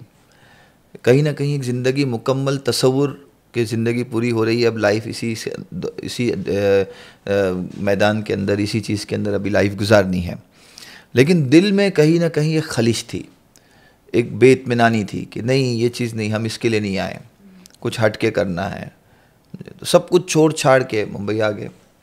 अब मुंबई आने के बाद में क्या करेंगे, मैं पहले से इस चीज़ का नज़रिया मेरे दिमाग में था कि मैं अल्लाह के दीन का काम, मेरे वालिदैन ने जो है ना बचपन से हमेशा से ये बात मुझे सिखलाई कि दीन का काम आप लिल्लाह करोगे, आप फ्री में करोगे, आप उससे अपना उसको ज़रिए माश नहीं बनाओगे। और ये मैं मतलब आप यकीन करें, अल्लाह ने मुझे मौका दिया कि मैं दुनिया के 4 या 5 मुल्कों में मैंने तरावी पढ़ाई। पहली तरावी मैंने 1994 में पढ़ाई थी, जब मैं सिर्फ 11 साल का था, उस वक्त पहली तरावी पढ़ाई। उसके अलावा 4 साल मैंने 4 या 5 साल जो है वो कुवैत में तरावी पढ़ाई। फिर उसके बाद में 1 साल मुझे मौका जो है वो ब्राज़ील की तरफ भी तरावी पढ़ाने का हुआ, 1 साल हांगकांग में तरावी पढ़ाने का हुआ। तो दुनिया के अलग अलग मुल्कों में तरावी पढ़ाने का हुआ। मैंने कभी भी तरावी पढ़ाने के लिए, चाहे आने जाने के अखराजात हो, चाहे वहाँ रहने का मसला हो, चाहे वो हदिया हो, कभी नहीं लिया। सिर्फ मौका दो, बाकी सारी चीज़ें हम मैनेज करेंगे। यहाँ तक कि इंडिया में भी, मुंबई में भी तकरीबन 20-22 साल से मैं तरावी पढ़ा रहा हूँ। कभी कोई नहीं कह सकता कि मतलब किसी ना हदिये की एक्सपेक्टेशन तक नहीं रखी कभी, कि हमारे माँ बाप ने हमको सिखलाया, ये चीज़ बतलाई, बचपन से बांध दिया। मेरे वालिदा एक बात कहा करती थी कि मैं चाहती हूँ मेरा बच्चा जो है ना वो नमाज़ पढ़ाने के लिए मस्जिद में ख़ुद की मर्सिडीज़ लेके जावे। समझे, उनका एक ख्वाब था कि वो मर्सिडीज़ से उतरे। चूँकि दुनिया देखा था, उस वक्त दुनिया में किसी को मालूम नहीं था मर्सिडीज़ क्या है, लेकिन चूँकि वो कल्चर हम देख रहे थे, हमको पता था। बोले मेरा बच्चा जो है वो नमाज़ पढ़ाने के लिए अपनी मर्सिडीज़ से उतरे और जाके नमाज़ पढ़ाए और आके अपनी मर्सिडीज़ से निकले। मतलब उनका बुनियादी मकसद ये था कि वो अपना ज़रिए माश जो है वो दीन की चीज़ को ना बनाए। तो हम लोग, मैं मदरसे के दौर से इस बात में मतलब मैं ठान लिया था कि ठीक है, मदरसे में पढ़ाना, मकतब में पढ़ाना, ये अपने आप में बहुत बहुत बड़ी चीज़ है। खुशनसीब है वो जो पढ़ाते हैं और बहुत कम चीज़ों के साथ गुजारा करके अपनी ज़िंदगी निकालते हैं, और किस तरीके से निकालते हैं मैं अपनी साथियों को देखता हूँ। मतलब वो एक अलग ही लाइफ है। लेकिन मैं पहले से सोच के रखा था कि भाई इस चीज़ को इस तरीके से करना है। अब इंडिया आने के बाद मैं काम कारोबार के पीछे लगे, 2-3 चीज़ें ट्राई की। कभी रिक्रूटमेंट एजेंसी ट्राई की मार्केटिंग के लिए, चूँकि अरबी अच्छी थी तो सऊदी पहुँच गए, वहाँ से वीज़ा वगैरह का काम लाने लगे, वो काम भी ट्राई किया। फिर उसके बाद में कारोबार है, कभी अच्छे फ़ैसले होते हैं, कभी गलत फ़ैसले होते हैं, कभी नफ़ा होता है, कभी नुकसान होता है। फिर उसके बाद में एक्सपोर्ट में ट्राई किया। एक बार काजू लेने के लिए ब्राज़ील तक पहुंच गया, वहाँ से काजू का कंटेनर भी लेकर आए। 1-2 साल वो भी ट्राई किया। फिर कोई और शोबे में ट्राई किया। मतलब ये 4-5 साल का 2008 से लेके 2012 तक का जो वक्त था, ये 4 साल मेरी ज़िंदगी के ऐसे गुजरे कि बहुत मुज़ब्ज़ब रहा कि किस शोबे में जाना है। हमने कभी लगा जॉब करेंगे, किसी इस्लामी औकाफ में जॉब करेंगे, या फिर कभी ऐसा लगा कारोबार करेंगे। कारोबार भी करेंगे तो कौन सा करेंगे। लेकिन कहीं ना कहीं इन सारी चीज़ों के करते करते करते करते एक फाइनेंशियली स्टेबिलिटी आ जाए। और नॉर्मली है 4 साल 5 साल आदमी जब कुछ ना कुछ करता रहता है तो फाइनेंशियली स्टेबिलिटी आ जाती है। फिर अपने साथियों के साथ जब हम लोग मिलते थे, हमारे उलमा के साथ, और मेरा जो सर्कल था हमारे असातिज़ा के साथ, उनके साथ जब बैठना होता था, उनके साथ जब बातचीत होती थी, तो वो ये मैं उनसे कहता था मेरे लिए कौन सी लाइन अच्छी है, मैं मतलब क्या कर सकता हूँ। तो मेरे काफ़ी साथी कहा करते थे कि नहीं, आपके घर में जो है वो ऑलरेडी पॉलिटिक्स में लोग हैं, आप उस कल्चर को जानते हो, समझते हो। और हमारे उलमा को हर शोबे में रहना है। दुनिया का कोई शोबा ऐसा नहीं है जिसमें हमारे उलमा नहीं होने चाहिए। हमारी तो तैयारी ये होनी चाहिए कि उलमा में वकील भी हो, उलमा में डॉक्टर भी हो, उलमा में IAS भी हो, उलमा में IPS भी हो, उलमा सियासत में भी हो, उलमा मिंबर पे भी हो, उलमा महराब पर भी हो। हमारी उम्मत की जितनी ज़रूरतें जहाँ से जिस कदर जैसी पूरी होती हो, उसके पूरा करने की सलाहियत अल्लाह ने हमारे इमाम के अंदर रखी है। इमाम एक मामूली चीज़ नहीं है। आप सोचिए, मतलब आप नमाज में अल्लाह आपसे कह रहे हैं कि भाई मैं पीछे इस इमाम के वास्ते अल्लाह के, तो आपकी क़यादत जो है वो सिर्फ मिंबर और महराब और मुसल्ला नहीं है, क़यादत हर शोबे में है। सियासत में भी है, तिजारत में भी है, सारे शोबे में। तो मेरे साथियों ने कहा कि नहीं, आपके वालिद साहब चूँकि इतने साल सियासत में है, कुछ असातिज़ा ने कहा तो आप जो है सियासत के शोबे में अपने कदम बढ़ाइए। तो असातिज़ा के मशवरे से, हमारे कुछ साथियों के मशवरे से 2012 में ऐसा डिसाइड हुआ कि भाई मैं पॉलिटिक्स में आऊँगा। अच्छा, मेरा पॉलिटिक्स में आना ऐसा हुआ कि अनएक्सपेक्टेड सबसे बड़ी मुखालफत अगर किसी की तरफ से हुई तो मेरे वालिद साहब की तरफ से हुई। वालिद साहब ने मुझसे कहा सबसे पहले बुलाकर, देखो सियासत में आना है, अभी तुम बड़े हो चुके हो, बच्चे हो चुके हैं, शादी हो गई, सारी चीज़ें हो गई, अपनी जिम्मेदारियां निभा रहे हो। एक बात ध्यान में रखना, सियासत में आ रहे हो, मुझसे मदद की उम्मीद नहीं रखना। मैं आपके लिए किसी को फ़ोन नहीं करूँगा, मैं आपके लिए किसी के पास चलकर नहीं आऊँगा। क्योंकि वालिद साहब को ऐसा डर था, क्योंकि वालिद साहब इतने साल की सियासत देख चुके थे, और जैसे जैसे ज़माना गुजर रहा था, सियासत कैसे चेंज हो रही थी, बदल रही थी, वो समझ नहीं, वो उनके दिमाग में ये था कि शायद मेरा बच्चा इस माहौल के अंदर जो एक मदरसे में पढ़ा है, मकतब में पढ़ा है, अब वो इसमें सर्वाइव कर पाएगा, नहीं कर पाएगा। और जिन उम्मीदों के साथ, जिन तमन्नाओं के साथ हमने उनको पढ़ाया है, हमारा तो एक अभी मेरे वालिद साहब का कहना था कि तुम बिज़नेस करो, काम करो, कारोबार करो, और तिजारत से अपना जो है ज़रिया माश बनाओ, और दीन की खिदमत जो है मुफ्त में करो। ये उनके दिमाग में ये कॉन्सेप्ट था। लेकिन सियासत में आना उनको थोड़ा अचंभा लगा। और हकीकत में आप यकीन करेंगे, 2012 में मेरे वालिद साहब सियासत से उन्होंने रिटायरमेंट लिया, उन्होंने पॉलिटिक्स छोड़ दी, और मैं 2012 में पॉलिटिक्स में एंटर हुआ। उनके रिटायरमेंट मेरे ख्याल से उन्होंने फरवरी में छोड़ा, और मैं अक्टूबर या नवंबर में मैंने डिसाइड किया कि मैं पॉलिटिक्स में आऊँगा। अब मैं जब सियासत में आने की बात हुई तो मेरे वालिद साहब जब रिटायर हुए तो वो NCP के मुंबई महानगर पालिका में लीडर ऑफ द हाउस, गट नेता जिसे कहते हैं, NCP के ग्रुप लीडर थे। तो सब ने कहा कि भाई नहीं, आप है ना NCP ज्वाइन करो। तो क्या है, बाप ने जहाँ गाड़ी छोड़ी है ना, फिर वहीं से बेटा गाड़ी कंटिन्यू करेगा। NCP के भी बड़े बड़े नेताओं ने कहा। तो मैंने कहा कि नहीं, मुझे अपने आप को प्रूव करना है, मुझे प्रूव करना है, तो मैं अपने लिए मुश्किल टास्क ढूंढूंगा। मेरी पहले से आदत है कि मैं हमेशा, मेरी आदत ऐसी है कि मेरे सामने जब दो रास्ते आसान हो, दो रास्ते मेरे सामने हो, एक आसान हो एक मुश्किल हो, तो मैं हमेशा मुश्किल रास्ता चुनता हूँ। और पता नहीं अल्लाह ने मुझे दुनिया में सारी नेमतें दी, पूरी दुनिया, मतलब 23-24 मुल्कों में घूम चुका हूँ बहुत कम उम्र के अंदर, 30-35 साल की उम्र में अल्हम्दुलिल्लाह। मतलब लोग दुनिया घूमना उस वक्त शुरू करते हैं जब वो फाइनेंशियल स्टेबल हो जाते हैं, 40 साल के बाद, 45 साल के बाद, कहीं ना कहीं सेविंग हो गई, बच्चे पढ़ लिख गए, बच्चों की जिम्मेदारियाँ कहीं हल्की हो गई, उसके बाद लोग दुनिया घूमना शुरू करते हैं। 30 से 35 साल की उम्र में मैं दुनिया के 22 से 23 ममालिक घूम चुका था। मतलब घूमने का जो शौक़ था वो भी कहीं ना कहीं ख़त्म हो चुका था। तो मेरे दिमाग में ये चीज़ थी कि भाई मुश्किल रास्ता इख्तियार करना है। अब मुश्किल रास्ते में मैंने इख्तियार करनी में, और दूसरी एक चीज़ मेरे ख्वाब में थी, मैंने जो चीज़ मैं चाहता था, जो मेरा ख्वाब है और आज भी है, चाहे वो कल पूरा हो, चाहे वो 10 साल बाद पूरा हो, चाहे वो बिल्कुल भी पूरा ना हो, लेकिन मेरा एक एम, एक निशाना, एक मंजिल मैंने तय की है कि मुझे नेशनल पॉलिटिक्स में जाना है। तो नेशनल पॉलिटिक्स के हिसाब से मैंने एक चीज़ तय की कि मुझे कांग्रेस में जाना चाहिए, क्योंकि उस वक्त एनसीपी में जो है इतना स्कोप नहीं था कि नेशनल पॉलिटिक्स की तरफ हम मूव कर सके, समझे। तो कांग्रेस में ऐसा था कि नेशनल पॉलिटिक्स में जाने के लिए स्कोप था, मेहनत थी, और आज भी मेरी मंजिल है कि मैं नेशनल पॉलिटिक्स में जाऊं, चाहे कल जाऊं, चाहे 10 साल बाद जाऊं, चाहे मुझे मेरी मंजिल मिले ना मिले, ये मेरी किस्मत पर, अल्लाह की देन पर मुनहसिर है, लेकिन मेरी नीयत, मेहनत उस चीज़ को लेकर है। तो कांग्रेस में आया। कांग्रेस में आने के बाद, अच्छा, कांग्रेस में आने के बाद में भी ऐसा नहीं कि मेरे वालिद साहब चाहते तो कांग्रेस में भी काफ़ी लोगों को पहचानते थे, क्योंकि वो 4 बार कांग्रेस से भी कॉरपोरेटर रहे, तो उनके काफ़ी अच्छे ताल्लुकात थे। तो ज़मीनी सतह से माइनॉरिटी डिपार्टमेंट के एक मामूली सी सेक्रेटरी की जॉब, मुझे पहला ओहदा कांग्रेस में मिला 2012 में, और वो वहाँ से एक ज़मीनी सतह से झंडा डंडा उठाना, नारे लगाना, जो आम तौर पे गलियों में जो छोटे कार्यकर्ता करते, वो काम करते हुए काम शुरू किया।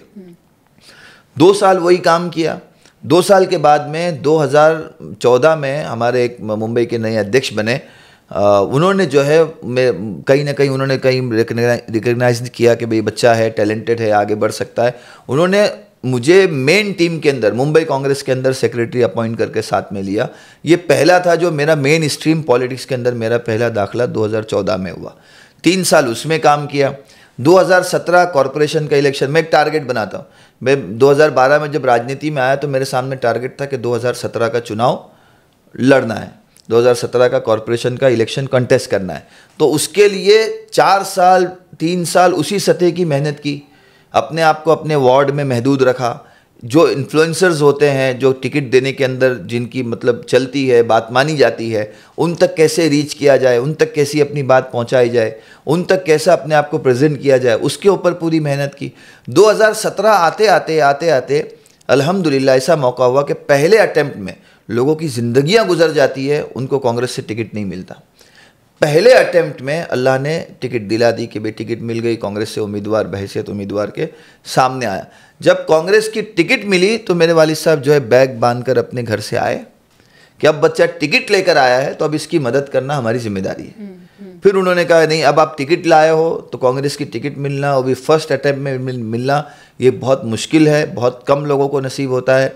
आपने लाया, अब बहैसियत वालिद के मेरी जिम्मेदारी है कि आपका इलेक्शन कैंपेन करूं, क्योंकि इलेक्शन लड़ने का आपको तजुर्बा नहीं है। और उन्होंने एक दायरा बनाया, सब उनको सारी चीज़ें पता थी। सबसे पहला काम उन्होंने क्या किया पता है?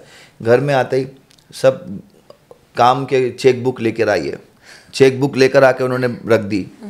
मेरी वाइफ से कहा कि आपके जेवरात लेके आइए। उनको पता है कि पॉलिटिक्स ऐसा नशा है, सब कुछ छीन लेता है, आदमी सब कुछ गंवा देता है, आदमी को एहसास भी नहीं होता है। मेरी वाइफ से कहा कि एलिया से कहा कि तुम्हारे सारे जेवरात लेकर आओ। बोले मेरे पास अमानत है, गठरी बांधी, और सारे जो है पेपर्स, चेक बुक सब ले लिए, सारे ATM के कार्ड्स ले लिए। फिर उसके बाद में एक अमाउंट ला के रखा कि भाई ये हम चाहे चुनाव जीते चाहे चुनाव हम हारे, अब उससे वो हमारी किस्मत में जो होगा, अल्लाह ने जो मुकद्दर किया होगा, लेकिन हम इस अमाउंट के बाहर जाके चुनाव नहीं लड़ेंगे। समझे? एक चीज़ तय की कि भाई चाहे कितना ही प्रेशर क्यों ना हो, चाहे कितना ही हमको ऐसा महसूस क्यों ना हो कि हम चुनाव हार रहे हैं, तकदीर पर हम सब का ईमान है, करने वाली ज़ात अल्लाह की, ये 7 चीज़ों पर ईमान लाना, उसमें एक चीज़ तकदीर है, चाहे अच्छी हो चाहे बुरी हो, उसके बगैर आदमी मुसलमान नहीं हो सकता। मेरी किस्मत में अगर चुनाव जीतना लिखा है, मेरी किस्मत में अगर टिकट मिलना लिखा है, दुनिया की कोई ताकत मुझे रोक नहीं सकती, और अगर नहीं लिखा है तो दुनिया की कोई ताकत दिला नहीं सकती। बल्कि मैं एक कदम आगे बढ़ के कहता हूँ, बहुत सख्ती के साथ कहता हूँ कि कुछ ऐसे लोग जिनको इस्तिंजे का तरीका नहीं आता, वो हमारा मुस्तकबिल तय करेंगे, मैं नहीं मानता। समझे, अल्लाह ने हमको एक अपर हैंड कहीं ना कहीं दिया है, चीज़ें हमारे मतलब हमारे हाथ में जो है वो मेहनत करना है, कोशिश करना है, फैसला ये अल्लाह की ज़ात पर है, उस पर छोड़ देना है और रज़ा ब क़ज़ा रहना है। तो जिन्होंने सारी चीज़ें ले ली और सारी चीज़ें लेने के बाद उन्होंने अब इलेक्शन लड़ा, हमने इलेक्शन कंटेस्ट किया। अच्छा, इलेक्शन में भी ऐसा हुआ कि मेरी वालिद साहब की जो सीट हुआ करती थी उसके 3 हिस्से हो गए, और सबसे मुश्किल तरीन जो हिस्सा था, आप यकीन करें ना करें कि मैं जिस इलाके से चुन कर आया उस इलाके की 83% पॉपुलेशन जो है हमारे गैर मुस्लिम बरादरान है। उसमें हिंदू भी है, उसमें मराठी भी है, उसमें जो है मारवाड़ी गुजराती भी है, और उसमें मतलब अदर कास्ट के मुसलमान जो है सिर्फ 17% है। नॉर्मली क्या होता है, एक मौलवी चुनाव लड़ने आया है तो वह मुस्लिम एरिया से लड़के आ रहा होगा।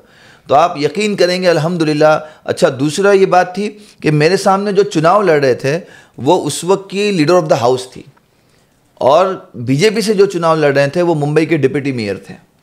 समझे, मतलब दोनों शख्सियत जो है वो इतनी बड़ी आई, और उसके मुकाबले में मैं न्यू कमर और नया चेहरा। लोग कहते थे बाप था, ठीक है बाप था, बच्चे में नहीं, लोग कहते थे बच्चा तो मदरसे से पढ़कर आया है। और लोगों ने इस चीज़ को मतलब बहुत लाइटली, एक हमारे मैं नाम नहीं लेता चूँकि उनका इंतकाल हो गया, इस दुनिया से चले गए, उन्होंने अपनी एक पार्टी भी बनाई थी, और उन्होंने उस पार्टी के ज़रिए जो है मेरे सामने उम्मीदवार भी उतारा था। तो वो मैं चुनाव जीत कर आने के बाद एक बार मैं दिल्ली जा रहा था 1-2 साल के बाद में, तो इत्तेफाक से वो मुझे जो है ना वो एयरपोर्ट पे मिले, एयरपोर्ट पे हम मिले और काफ़ी देर बातचीत हुई, फ़्लाइट में हम साथ में गए। वहाँ दिल्ली में एयरपोर्ट से उतरते वक्त उन्होंने एक चीज़ मुझे हाथ पकड़ के कही, बोले सुफियान भाई आपने कुछ काम किया हो ना किया हो ये बात की बात, लेकिन इन 2 सालों में आपने मेरा ये भरम तोड़ दिया। मैं ये सोचता था कि मदरसे के बच्चे कुछ नहीं कर सकते सिवाय मदरसों के अंदर पढ़ाने के या इमामत करने के।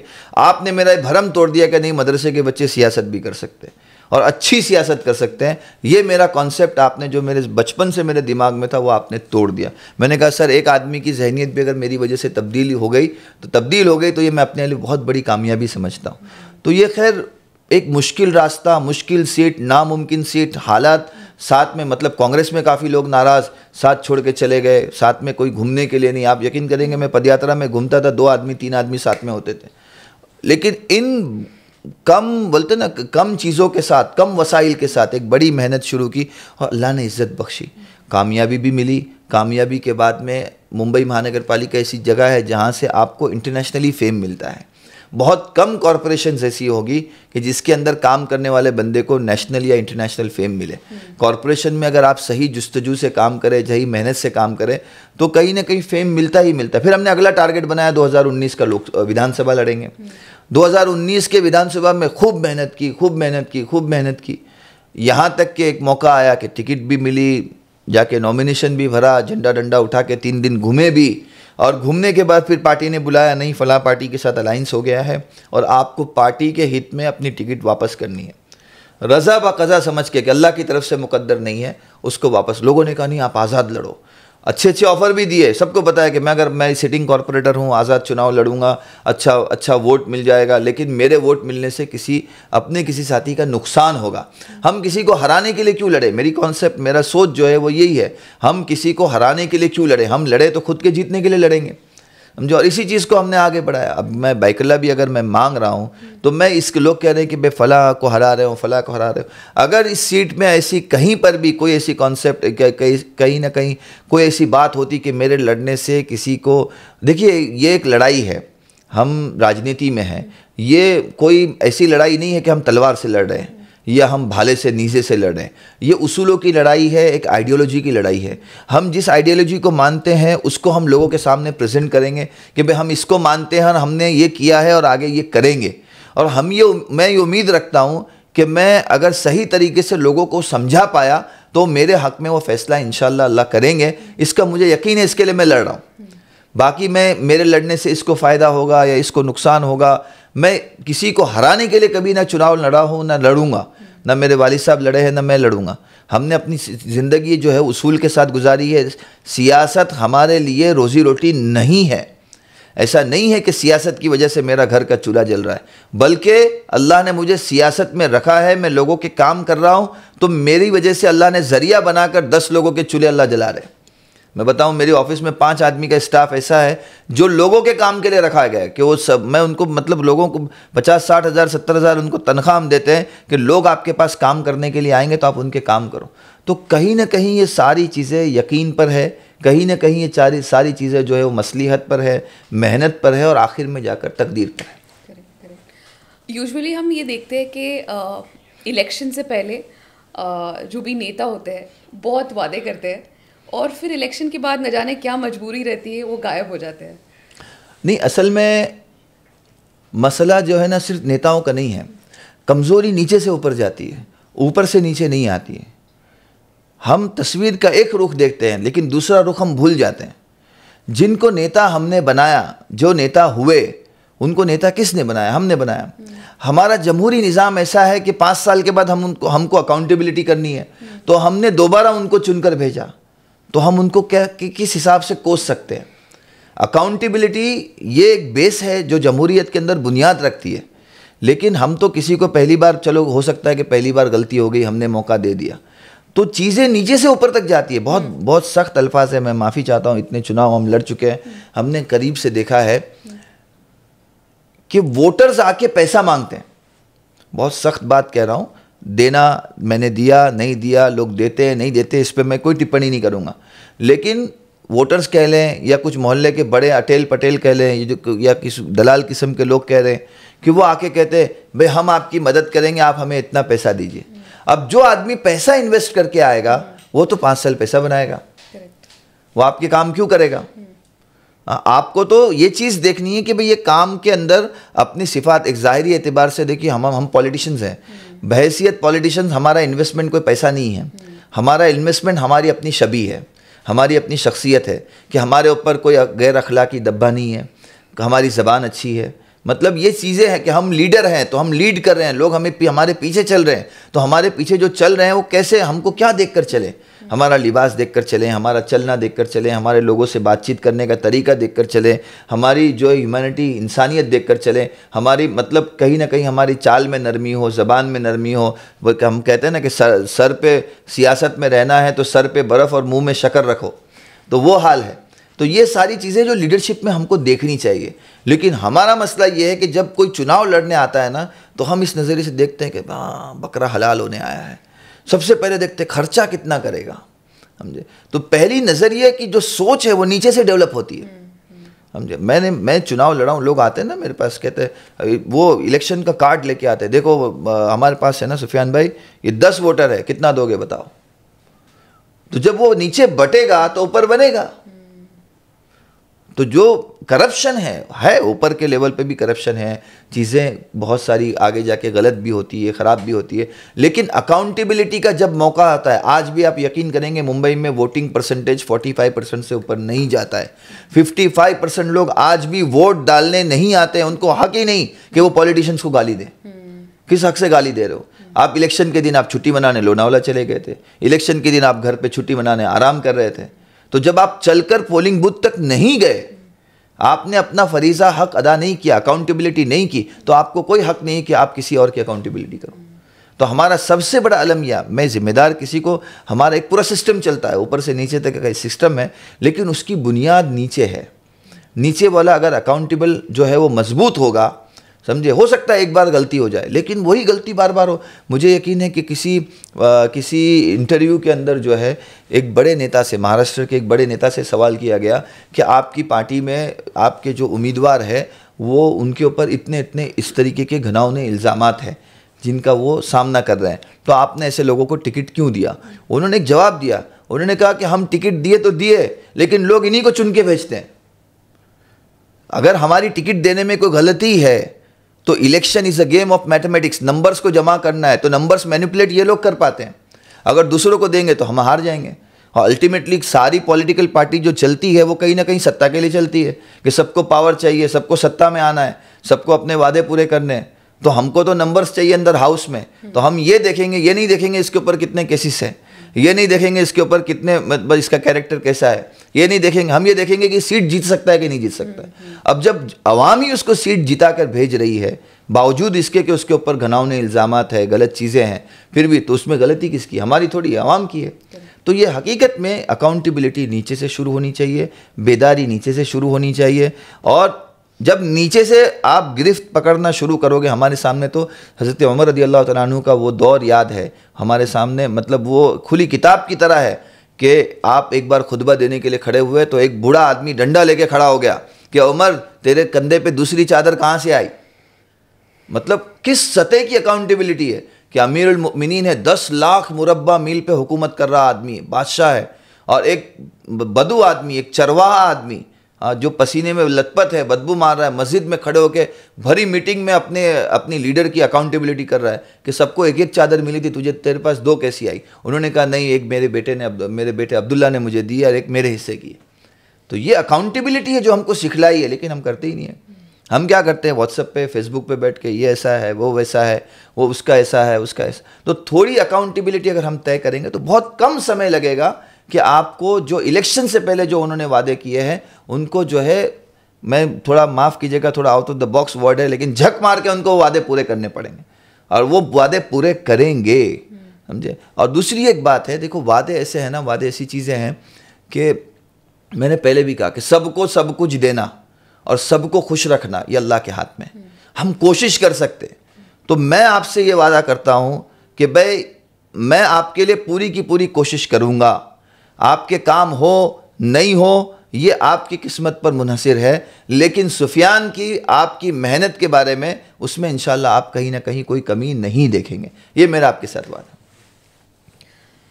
कहीं ना कहीं हम देखते हैं political leaders, they are leaders, right. और लीडर मेरी नज़र में एक ऐसा शख्स होना चाहिए, एक ऐसा इंसान होना चाहिए जिसका वो एक एग्जाम्पल सेट करे सोसाइटी में। आजकल जैसे आपने कहा कि we see a lot of people, criminal cases है, क्रिमिनल रिकॉर्ड्स है, and they are easily winning elections. I think अब फिर भी कुछ 1-2 क्रिमिनल केसेस है। So how do you justify that? देखिए कैसा है, केसेस होना, जब आप पॉलिटिकल लाइफ में रहते हो तो केसेस जो है ये पॉलिटिक्स, मैं हमेशा अपने साथियों से कहता हूँ कि राजनीति जितना देती है उससे कई गुना ज़्यादा लेती है, और लेने का टाइम पहले होता है। लोग आपको कब पहचानेंगे, लोग आपके पीछे कब खड़े रहेंगे कि जब आपने लोगों के लिए कुछ किया रहेगा। आपने जिस केस की बात की, मुझ पर एक केस है, क्रिमिनल केस है, बहुत मशहूर वाक़या है। कोविड के टाइम पे एक औरत जिसको ना मैं जानता हूँ, जिसको ना मैं पहचानता हूँ, वो बंदी मुंबई से सऊदी अरब जा रही थी और उसका एयरपोर्ट पर कोविड टेस्ट लिया गया। एक मिसाल दे रहा हूँ, मैं नहीं जानता कि सारे केसेस को आप इसी के ऊपर ये करें। मैं मेरी बात कर सकता हूँ, दूसरे पॉलिटिशियंस की बात नहीं कर सकता कि भाई उसको कोविड टेस्ट उसका लिया गया और उसका कोविड टेस्ट जो है पॉजिटिव आया, और उसने उसी दिन कहीं और से कोविड टेस्ट करा कर आई थी, उसके पास नेगेटिव का सर्टिफिकेट था। अब बहैसियत एक लोक प्रतिनिधि, पब्लिक रिप्रेजेंटेटिव मुझे कॉल किया गया, चूँकि मैं कोकन से ताल्लुक़ रखता हूँ, वाया किसी ने नंबर दिया, भाई ये मुफ्ती साहब है, ये कॉरपोरेटर है, और चूँकि ये सारा कोविड का निज़ाम मुंबई महानगर पालिका के अंतर्गत एडमिनिस्ट्रेशन के तहत चल रहा था, तो मुझे बुलाया गया। मैं एज ए पब्लिक रिप्रेजेंटेटिव वहाँ पर गया। मैंने उनसे सवाल किया बहैसियत पब्लिक रिप्रेजेंटेटिव कि इसके पास में एक नेगेटिव सर्टिफिकेट है, आपका एयरपोर्ट का टेस्ट क्या हिसाब से इसको पॉजिटिव कह रहा है, जबकि ये बंदी नेगेटिव है। तो उन्होंने कहा नहीं, हमारा वो एक रैकेट था जो बहुत दिनों से चल रहा था। आगे चलकर जिस कंपनी पर मैंने आरोप लगाए, इल्ज़ामात लगाए, सीबीआई ने भी उसी कंपनी के ऊपर वही इल्ज़ामात लगाए कि वो कंपनी कोविड के वक्त में लोगों के गलत तरीके से जो है वो कोविड टेस्ट करके पॉजिटिव को नेगेटिव करके, नेगेटिव को पॉजिटिव करके पैसे कमा रही थी। ये सीबीआई की जांच शीट में है।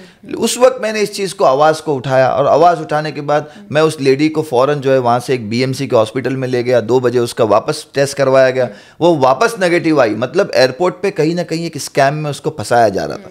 तो ये एक मिसाल मैं दे रहा हूँ आपको कि हम लोग जब पब्लिक लाइफ में काम करते हैं तो बहुत सारी चीज़ें ऐसी होती है। कोई नहीं चाहता कि भाई मेरे ऊपर केस हो, आप चाहते हैं कि आपके ऊपर कोई, आपको पुलिस स्टेशन के चक्कर काटने लगे। आप चाहते हैं कि आपको कोर्ट कचहरी के चक्कर काटने लगे, चाहे पॉलिटिक्स में हो चाहे पॉलिटिक्स में नहीं हो। हर एक, कोई भी नहीं चाहता कि वो पुलिस स्टेशन का दरवाज़ा देखना उसे नसीब हो।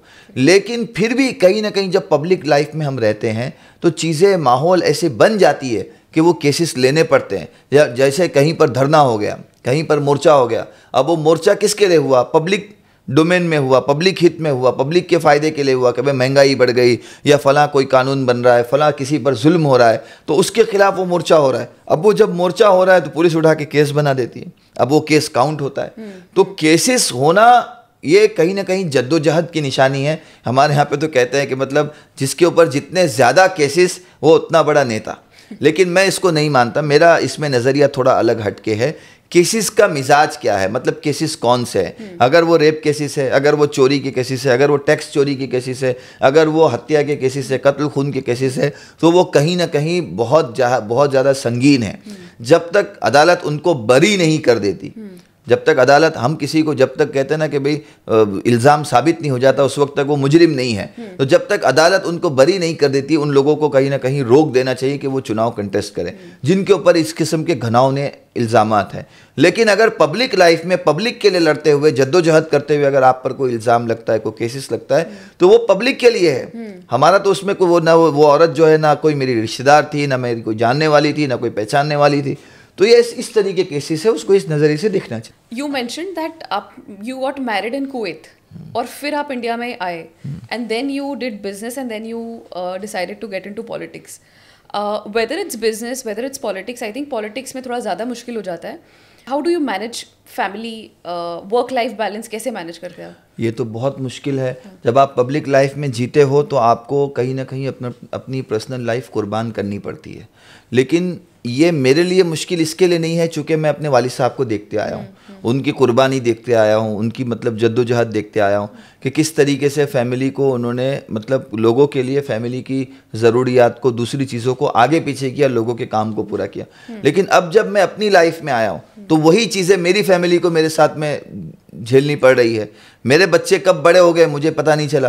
5 साल 8 साल में, मैं भी मेमोरीज में जब आता है फेसबुक पे और दूसरी चीज़ों में, आजकल आईफोन में भी आता है, तो 5 साल बाद की मेमोरी, 6 साल बाद की मेमोरी, तो जब मैं देखता हूँ बच्चे इतने जल्दी कैसे बड़े हो गए, तो वक्त कैसा गुजर गया इस जिम्मेदारियों के साथ पता ही नहीं चला। लेकिन खैर ये भी एक लाइफ है, ये लाइफ का एक हिस्सा है और ये कहीं ना कहीं काउंट होता है। आप अच्छा करोगे तो अच्छा भरोगे, आप नहीं भरोगे तो आपकी औलाद वो भरेगी। तो एक अच्छी नीयत के साथ में इन सब चीज़ों को हम बैलेंस करके चलते हैं और इसमें बहुत बड़ी कुर्बानी हमारी एक फैमिली की भी है।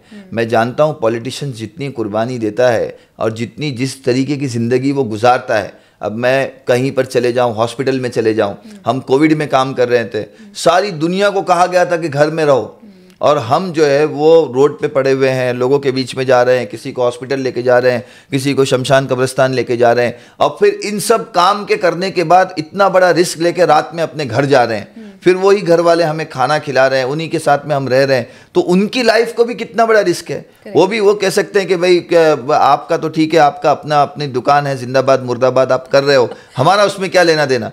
तो कहीं ना कहीं ये कुर्बानी जो है वो घर वालों की भी है, सोने उठने की कुर्बानी है, खाने पीने की कुर्बानी है, हर चीज़ की कुर्बानी है। तो पूरी एक सर्कल है। आदमी कहते हैं ना कि भाई खुद की कामयाबी आदमी समझता है कि मैं कर रहा हूँ, नहीं होता। उसके पीछे पूरी एक टीम कर रही होती, चाहे उसकी वाइफ हो, चाहे उसके बच्चे हो, चाहे उसके साथ काम करने वाले हो, चाहे उसके साथ कार्यकर्ता हो। ये तमाम चीज़ें मिलकर जब एक साथ में एक पावर बनता है, ताकत बनता है, वो कहीं ना कहीं एक बड़ी चीज़ आगे जाके बनती है। तो उसको बैलेंस करना ठीक है, बहुत सारी चीज़ें कमी रह जाती है लेकिन उसको दूसरी तरीके से भी पूरा किया जा सकता है। Correct. You belong from a minority sector, right? आपका क्या ख्याल है, माइनॉरिटी का रिप्रेजेंटेशन जस्टिफाइड है? अगर है तो किस तरीके से, और नहीं है तो how can we make sure that it can be justified? देखिए, मैं इस मामले में इस चीज़ को थोड़ा सा अलग नज़रिए से देखता हूँ। माइनॉरिटी का रिप्रेजेंटेशन, स्पेसिफिकली आप उसको ये कीजिए, माइनॉरिटीज़ में बहुत सारी कम्युनिटी आती है, हम मुस्लिम रिप्रेजेंटेशन की बात कर लेते हैं। दो चीज़ें हैं। चूँकि मैं एक नज़रिए से, ख़ास नज़रिए से आया हूँ, ख़ास तालीम से आया हूँ और एक ख़ास बैकग्राउंड से आया हूँ, तो मैं इस नज़रिए को बहुत ताकत से मानता हूँ कि मुस्लिम लीडरशिप एक अलग चीज़ है और मुस्लिम रिलीजियस लीडरशिप एक अलग चीज़ है।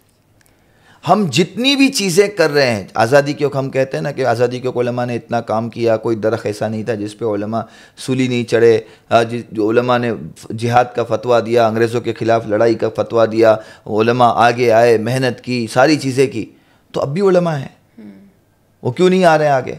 वही मदारिस है, वही मकातिब है, वही सारी चीज़ें हैं। अभी कहते हैं कि नहीं, सियासत हमारा काम नहीं है।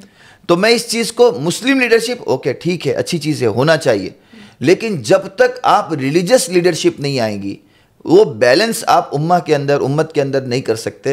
जो बैलेंस मतलूब है, मकसूद है, वो कहीं ना कहीं आगे जाके जो है ना, ईमान के जो दर्जात है वो कहीं ना कहीं मार खा जाते हैं, कहीं ना कहीं वो एडजस्टमेंट में आ जाते हैं, कहीं ना कहीं वो अकाउंटेबिलिटी के ज़ुमरे से बाहर हो जाते हैं, कहीं ना कहीं वो अपने आप को कहीं ना कहीं प्रूव करने की हैसियत से कहीं ना कहीं मैनेज हो जाते हैं। तो जब तक मैं इस नज़रिए को लेकर चलता हूँ कि मुस्लिम लीडरशिप होना चाहिए, अच्छे लोग हैं, काम कर रहे हैं, ज़मीन से आए, मेहनत करके आए, लेकिन इसी के साथ मैं पार्टी में भी इस बात को कहता हूँ, एक दौर था कि कांग्रेस बनाने वाले कौन थे? उलमा थे। मौलाना अबुल कलाम आज़ाद साहब जो है वो कांग्रेस के सदर रह चुके हैं, मौलाना हसरत मोहानी, मौलाना, मतलब एक लंबी फहरिस्त है, मौलाना मोहम्मद अली जौहर, मौलाना शौकत अली फला, फिर अभी यहाँ तक आप देखें मौलाना हुसैन अहमद मदनी, मौलाना असद मदनी, यहाँ तक के जो है कहीं ना कहीं एक मुस्लिम रिलीजियस लीडरशिप जो है वो कांग्रेस में हमेशा से हुआ करती थी। मौलाना मदनी के बाद में कहीं ना कहीं उसमें खला पैदा हो गया, और उसके बाद में वो जो रब्त था कांग्रेस का ज़मीनी सतह पे डायरेक्ट आवाम से, एक मुस्लिम लीडर कहे उसकी बात में इतना वज़न नहीं होता जितना एक मुस्लिम रिलीजियस लीडर कहे जितना उसकी बात में वज़न होता है। तो कांग्रेस पार्टी को भी जो नुकसान हुआ कि जो मुस्लिम रिलीजियस लीडरशिप को कहीं ना कहीं एक अलग कर दिया गया कि ये बहुत ज़्यादा विकियानुसी है, पुराने ख्याल के है, वो एक पार्टी को भी नुकसान उठाना पड़ा और उम्मत को भी नुकसान उठाना पड़ा। मैं ये सोच लेकर आया हूँ कि भाई उलमा का बहुत बड़ा हिस्सा है सियासत में, सियासत करना ये उलमा का काम है, उलमा की ज़िम्मेदारी है, उलमा को करना चाहिए। ऐसे उलमा तैयार किए जाने चाहिए कि जो सियासत में आगे आएँ, चुनाव भी लड़े, इलेक्ट्रल पॉलिटिक्स में हो, चाहे सेलेक्टिव पॉलिटिक्स में हो, चाहे वो एडमिनिस्ट्रेशन चलाना हो, चाहे इंतज़ामिया चलाना हो, वॉट जो कुछ भी ज़िम्मेदारी है, कि जब उलमा इन ज़िम्मेदारियों को पहले भी निभाते थे तो अब भी निभा सकते हैं। सिर्फ उस नज़रिए को तब्दील करने की ज़रूरी है, और मैं उस एजेंडे पे काम कर रहा हूँ। मुझे उम्मीद है कहीं ना कहीं ज़रूर कामयाबी मिलेगी। You mention you travelled a lot of countries, है ना?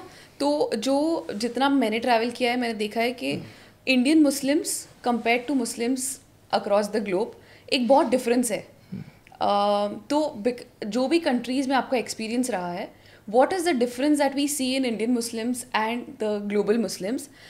क्या है उसका मतलब? इंडियन मुस्लिम्स का सिचुएशन आपको बेटर लगता है, ग्लोबल मुस्लिम्स का बेटर लगता है? क्या गैप है, और अगर ब्रिज करना है वो गैप को तो हम कैसे कर सकते हैं? इसका जवाब मैं मेरे एक दोस्त के जवाब से आपको देना चाहूँगा। मैं एक बार कुछ दिन पहले लंदन गया था, तो मैंने वहाँ हमारे एक साथी से मुलाकात की। मैंने उनसे कहा कि आप लोग कोई भी जब भी तकाजा आता है, कोई भी मतलब नेचुरल डिज़ास्टर हो गया, कोई भी चीज़ हो गई, तो आप लोग इतना यूनाइटेडली किस तरीके से काम करते हो और इतना आसानी से सारी चीज़ें कैसे जमा कर लेते हो? तो मुझे उसने बेहतरीन जवाब दिया है। उसने कहा जब भी हमारे पास सुफियान भाई कोई तकाजा आता है तो हम सबसे आखिर में जो चीज़ देखते हैं वो मसलक देखते हैं। और इंडिया में अल्लाह माफ़ करे मतलब इस तरीके से है कि जब भी हमारे पास कोई मसला आता है, कोई तकाजा आता है, तो सबसे पहली चीज़ जो हम देखते हैं वो मसलक देखते हैं। वो सबसे आखिर में जो चीज़ देखते हैं वो मसलक देखते हैं। ये बहुत बड़ी बात है। हम बहैसियत मुसलमान होने के, आप जिस मसलक से ताल्लुक़ रखते हो, आपको ये नहीं देखना है कि ये हमारे यहाँ पे मसला ये है कि भाई फ़लाँ 24 है, फ़लाँ 28 है, सबको नंबर दे दिए गए। अब वो नंबर कहाँ से वजूद में आए किसी को नहीं पता, लेकिन सबको नंबर दे दिए गए। हमारे पास एक ही नंबर है, वो एक नंबर है ला इलाहा इल्लल्लाह मुहम्मद रसूलुल्लाह, कि जिसने कलिमा पढ़ा वो ईमान वाला है, वो हमारा भाई है। उसके आमाल के एतबार से वो उसका जवाबदेही अल्लाह के साथ में है। हम किसी के जन्नती और जहन्नुमी होने का फ़ैसला नहीं कर सकते। हम अपने जन्नती और जहन्नुमी होने का फ़ैसला नहीं कर सकते, दूसरे के कहाँ से करेंगे? तो ये बहुत बड़ा ब्रिज है कि हम सबसे पहले काम करने में हमारे यहाँ मुल्क में मसलक देखा जाता है, जबकि परदेश में यही लोग, अभी हमारे यहाँ पे आप देखें मस्जिदें अलग होती है, हाँ ये मस्जिद अलग, ये फ़लाँ तबके की मस्जिद, फ़लाँ मसलक की मस्जिद, फ़लाँ मसलक की मस्जिद, लेकिन यही सारे मसलक वाले जब अब्रॉड ट्रैवल करके जाते हैं तो वहाँ एक ही मस्जिद में एक ही इमाम के पीछे नमाज़ पढ़ते हैं। वहाँ कोई नहीं देखता कि भाई इमाम कौन है, मस्जिद किसकी है, मुसल्ला किसका है, कोई नहीं देखता। हनफी है, शाफी है, मालिकी है, लेकिन अपने मुल्क में आके नहीं, मैं तो उस मस्जिद में नमाज़ पढ़ने जाऊँगा। क्यों? क्योंकि उस मस्जिद के अंदर में ये है। तो ये कहीं ना कहीं एक बहुत बड़ा ब्रिज है, एक खला है। ईमान की निस्बत पर हम एक दूसरे का इकराम करने वाला बने, हम एक दूसरे से मोहब्बत करने वाले बने, एक दूसरे को दरगुजर करने वाले बने। बाकी उसका मसलक क्या है, वो क्या करता है, क्या नहीं करता है, ये उसका और उसके अल्लाह का मामला है। दूसरा एक मामला, हमारे जहनों में वुसअत कम है। हमने दीन और दुनिया को, मैं इसको उसी सवाल की तरफ ले जाऊंगा जो पहला सवाल आपने मुझसे किया था, कि हमने दीन और दुनिया को अलग कर दिया, कि हमारे जहन इतने वसी नहीं है। समझे, जैसे मैं चुनकर आया तो मैं एक मस्जिद में तरावी भी पढ़ाता हूँ, वहाँ मैं रमज़ान में इमामत भी करता हूँ और तफसीर भी करता हूँ। तो जब मसाइल हमारे सामने आते हैं तो हमने आवाज़ चलाई कि भाई अपनी मस्जिदों के दरवाजे खोल दो। हमारे यहाँ मुंबई में लोगों के घर छोटे छोटे हैं, बच्चों के लिए पढ़ने के लिए जगह नहीं है, लोग पढ़ने के लिए जो है वो गार्डनों में जाते हैं, लोग पढ़ने के लिए किसी और जगह पे जाते हैं। तो कम से कम मस्जिद में आएंगे, मस्जिद में बैठेंगे। तो लेकिन दुनिया की तालीम मस्जिद में कैसे हो सकती है? लोगों का, हमारा नज़रिया ऐसा है, जहनों में इतनी वुसअत नहीं है। हम मस्जिद के दरवाजे कैसे खोलें मुफ्ती साहब? हम मस्जिद में दुनिया की तालीम के लिए लोग आके बैठेंगे, मस्जिद की बेअत भी होगी। अल्लाह के नबी के दौर में आप देखें, मस्जिद नबवी हर चीज़ का नमूना थी। वहाँ पे सारी दुनिया से वफूद भी आ रहे थे, वहाँ मदरसे भी चल रहे थे, वहाँ मकतब भी चल रहा था, वहाँ तरबियत भी हो रही थी, वहाँ खानका भी चल रही थी, वहाँ यूनिवर्सिटी भी चल रही थी, वहाँ मुआद इब्न जबल भी बन रहे थे, अबू हुरैरा भी बन रहे थे, वहाँ अम्र इब्न आस भी बन रहे थे, दूसरे दीगर सहाबी भी बन रहे थे। इबाद अल-अर्बा जो फ़िक़ा के मतलब चारों जो फ़िक़ा है, अब्दुल्ला हुज़ूर के दौर में जिनको मुफ्ती का दर्जा मिला, अब्दुल्ला इब्न मसूद हो, अब्दुल्ला इब्न अब्बास हो, अब्दुल्ला इब्न ज़ुबैर हो, इबाद अल-अर्बा जिनको कहते हैं, वो भी उसी मस्जिद नबवी से निकले। उमर इब्न ख़त्ताब जिन्होंने 10 लाख मुरब्बा फ़ील पर हुकूमत की, हुकूमत करने वाला बंदा भी उसी मस्जिद नबवी से निकला। मतलब अल्लाह ने सारी चीज़ें उसी जगह से निकलवाई और हमने अपनी जहनों को महदूद कर दिया। मैं लंदन में गया, एक जगह मैंने बर्मिंघम में, हमारे एक साथी है, उनकी मस्जिद में देखा तो उनकी मस्जिद में माशाल्लाह वो कंप्यूटर क्लासेस भी है, लाइब्रेरी भी है, फुटबॉल का कोर्ट भी है, बास्केटबॉल का कोर्ट भी है, नीचे उनका हॉल भी है। मैंने पूछा ये कॉन्सेप्ट कहाँ से? कहा हमारे यहाँ माहौल बहुत ख़राब है, जगह जगह पर कदम कदम पर बच्चे के बिगड़ने का अंदेशा है, जगह जगह पर ड्रग्स बिक रही है, जगह जगह पर शराब खाने हैं। तो हम क्या करते हैं, हमारे बच्चों को हम हर काम के लिए मस्जिद में लाते हैं कि हमारा बच्चा खेलने के लिए मस्जिद आएगा, हमारा बच्चा पढ़ने के लिए मस्जिद आएगा, हमारा बच्चा किसी भी काम के लिए, मतलब कोई ना कोई हमारी फैमिली गेट टुगेदर हो रहा है तो उसके लिए मस्जिद आएंगे, और जब अजान होगी तो यहीं पे नमाज़ पढ़ेंगे।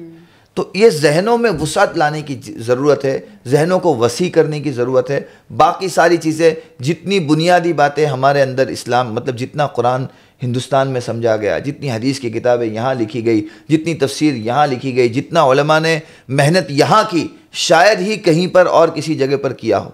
पूरी दुनिया में यहाँ के उलमा जाकर काम कर रहे हैं, लोगों के ईमान नमाज दुरुस्त कर रहे हैं, कब्र आखिरत की फ़िक्र दिला रहे हैं। ये बहुत बड़ा काम है जो हिंदुस्तान से हुआ है, लेकिन इसको थोड़ा सा जहनी वुसअत के साथ अगर हम करेंगे तो जो आप जिस ब्रिज की आप बात करें वो ब्रिज कहीं ना कहीं कम होगा।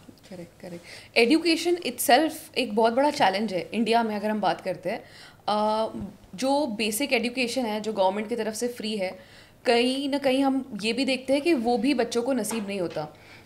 सो as a political leader my question to you is कि how can we bridge this gap, because कि एक बच्चे को 8th स्टैंडर्ड तक कम से कम जो गवर्नमेंट की तरफ से फ्री है, वो कैसे हम क्या कोशिश कर सकते हैं कि एटलीस्ट हर को बेसिक एजुकेशन मिले? इसमें तो बहुत आसान है। 2009 का जो कांग्रेस का हमारा कायदा है, जो राइट टू एजुकेशन जिसको हम कहते हैं, शिक्षा का अधिकार, अब वो कितना बाकी रहता है नहीं रहता है वो एक बात की बात है, क्योंकि आने वाली सरकार की नीयत समझ में नहीं आ रही है कि शायद वो इस कायदे को बाकी रखना चाहते हैं, नहीं रखना चाहते हैं। लेकिन बेहतरीन कायदा कांग्रेस द्वारा बनाया गया, कांग्रेस की तरफ से 2009 में मनमोहन सरकार की तरफ से बनाया गया कि हर प्राइवेट स्कूल के अंदर जो है वो 25% सीटें रिजर्व होती थी एक गरीबी की रेखा से नीचे रहने वाले बच्चों के लिए, और वो कोटा उनके लिए मुख्तस होता था, उनके लिए रिजर्व होता था। लेकिन वो कोटा कहीं ना कहीं जानकारी ना होने की वजह से, अवेयरनेस ना होने की वजह से, कहीं स्कूल का जो एडमिनिस्ट्रेशन है या पॉलिटिशियंस है उनकी मोनोपोली से कहीं ना कहीं वो बैकडोर से बिक जाया करता था। मैं जब 2017 में चुनकर आया तो सबसे बड़ा मसला मेरे सामने जो आया वो एक ही बात का है, बच्चों की एडमिशन का, कि हमारे बच्चों को अच्छी स्कूलों में एडमिशन नहीं मिलता है, या अच्छी स्कूल मिलती है तो फीस इतनी होती है, डोनेशन इतना होता है। हमने इस पर स्पेशल प्लान बनाया, स्पेशल लोग इसके लिए जो जानकार लोग थे वो हायर किए, जो इस कानून को समझते हैं। इस कानून के जो हर कानून के जहाँ बहुत सारे मजबूत पॉइंट होते हैं वहाँ कमज़ोर पॉइंट भी होते हैं, जिसका ये लोग फ़ायदा उठाकर बच्चों को एडमिशन नहीं देते थे। तो हम लोगों ने उसके स्पेशल जो लोग होते हैं उनको हायर किए, स्पेशलिस्ट लोगों को हायर किया, उन्होंने मेहनत की और अल्हम्दुलिल्लाह इस पर बहुत अच्छा काम हमने वडाला में किया, मेरी कॉन्स्टिट्यूंसी में किया।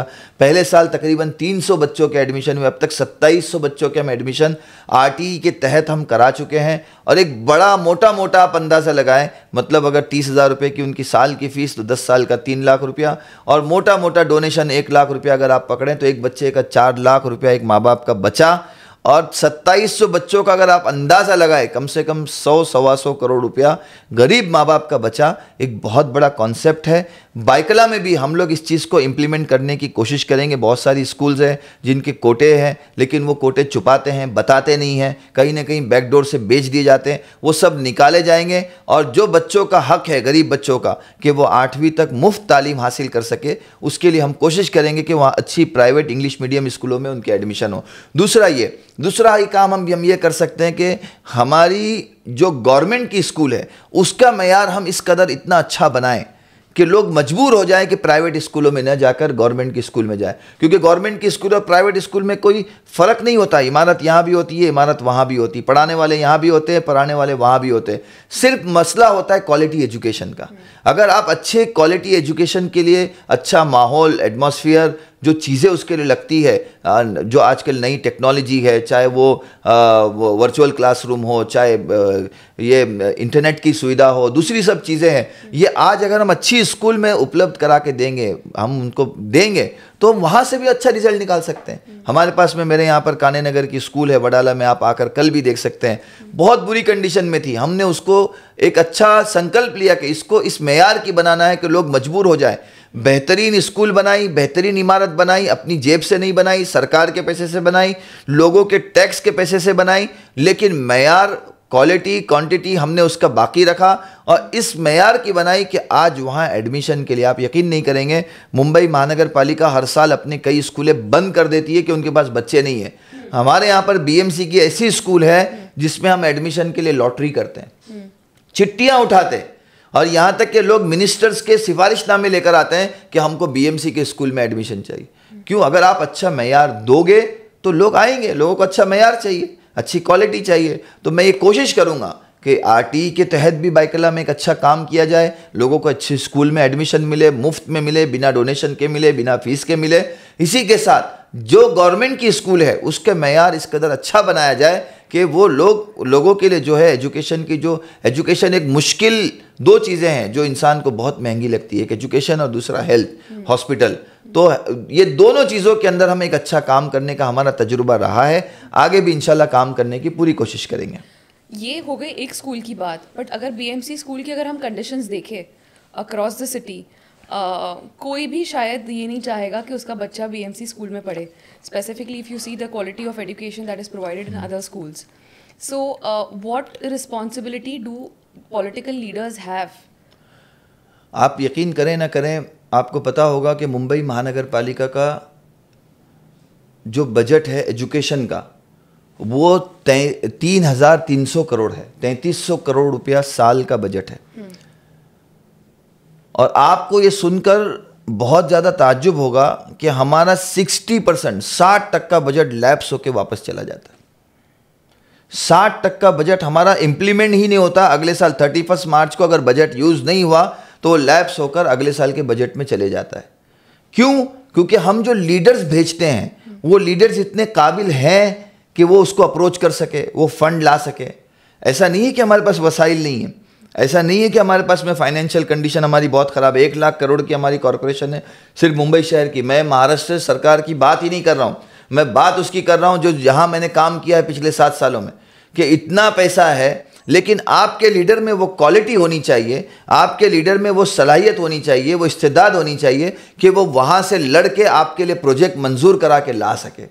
बाकी पैसा पड़ा हुआ है, पैसा रखा हुआ है। हमारा अप्रोच, आप अपना लीडर ऐसा चुनें कि जिसके अंदर वो लाने की सलाहियत हो। आपके पास में ऐसा जितने उम्मीदवार आपके पास वोट मांगने आए ना, मैं तो वो अमेरिकन सिस्टम में एक चीज़ मुझे बड़ी अच्छी लगती है, सारे उम्मीदवारों को लाइन से खड़ा करो और जनता उससे सवाल पूछे, उसका एक्सपीरियंस समझे, उसका एक्सपीरियंस पूछे, उससे पता चलेगा कि क्या एबिलिटी है। लेकिन हमारे यहाँ मसला क्या है कि हम वोट देने में सबसे पहली चीज़ देखते हैं, हमरे गाँव वाला है, हमरे ज़ात वाला है, हमारी बिरादरी वाला है, हमरे फला है, हमरा फला है, हमरे ये है, हमारे वो है। हाँ, और सबसे आखिरी चीज़ देखते हैं कि भाई कितना पढ़ा लिखा है, कितना काम किया है, कितना काम करने की क्षमता है, कितनी एक्सपीरियंस है। जब तक ये मेंटेलिटी नहीं टूटेगी चीज़ें सही नहीं हो सकती। उस मेंटेलिटी को तोड़ने की हमारी छोटी सी कोशिश और छोटी सी पहल है। रिसेंटली हमने देखा कि जो politician Bandra Baba Siddiqui, he was murdered. Mumbai जैसे शहर में दिन दहाड़े ऐसी चीज़ें होना एक आम बात नहीं है। Where do you see, I mean this has come as a shock to a lot of people. बहुत सारे लोगों को लग रहा है कि मुंबई में तो एटलीस्ट ये सारी चीज़ें कभी भी नहीं हो सकती थी, बट अब यहाँ पे भी शुरू हो गई है। Somewhere the linkages are to people who are behind the bars. देखिए, बाबा भाई जो है, सबसे पहले तो मैं दुआ करता हूँ कि अल्लाह उनकी मग़फ़िरत फ़रमाए, जन्नत नसीब फ़रमाए। मेरे वालिद साहब के साथियों में से हैं, दोनों कॉरपोरेशन में साथ में रहे 97 में, तो उस हिसाब से भी एक घरेलू ताल्लुक़ था, चाहे उनके साथ हो, चाहे उनके बेटे के साथ, ज़ीशान के साथ हमने यूथ कांग्रेस में काम किया। तो उस घराने के साथ में एक बहुत ही मतलब अच्छा करीबी रिश्ता रहा। और बाबा भाई, मतलब लोग कुछ भी बात करते हो, कैसे भी, हर इंसान के अंदर कुछ अच्छाइयाँ होती है, कुछ बुराइयाँ होती है। लेकिन मैं जहाँ तक बाबा भाई को जानता हूँ और हमने बड़ों से सीखा भी ये है कि जब इंसान दुनिया से चला जाए तो उसको उसकी अच्छाइयों से याद करो, उसकी अच्छाई से याद किया करो।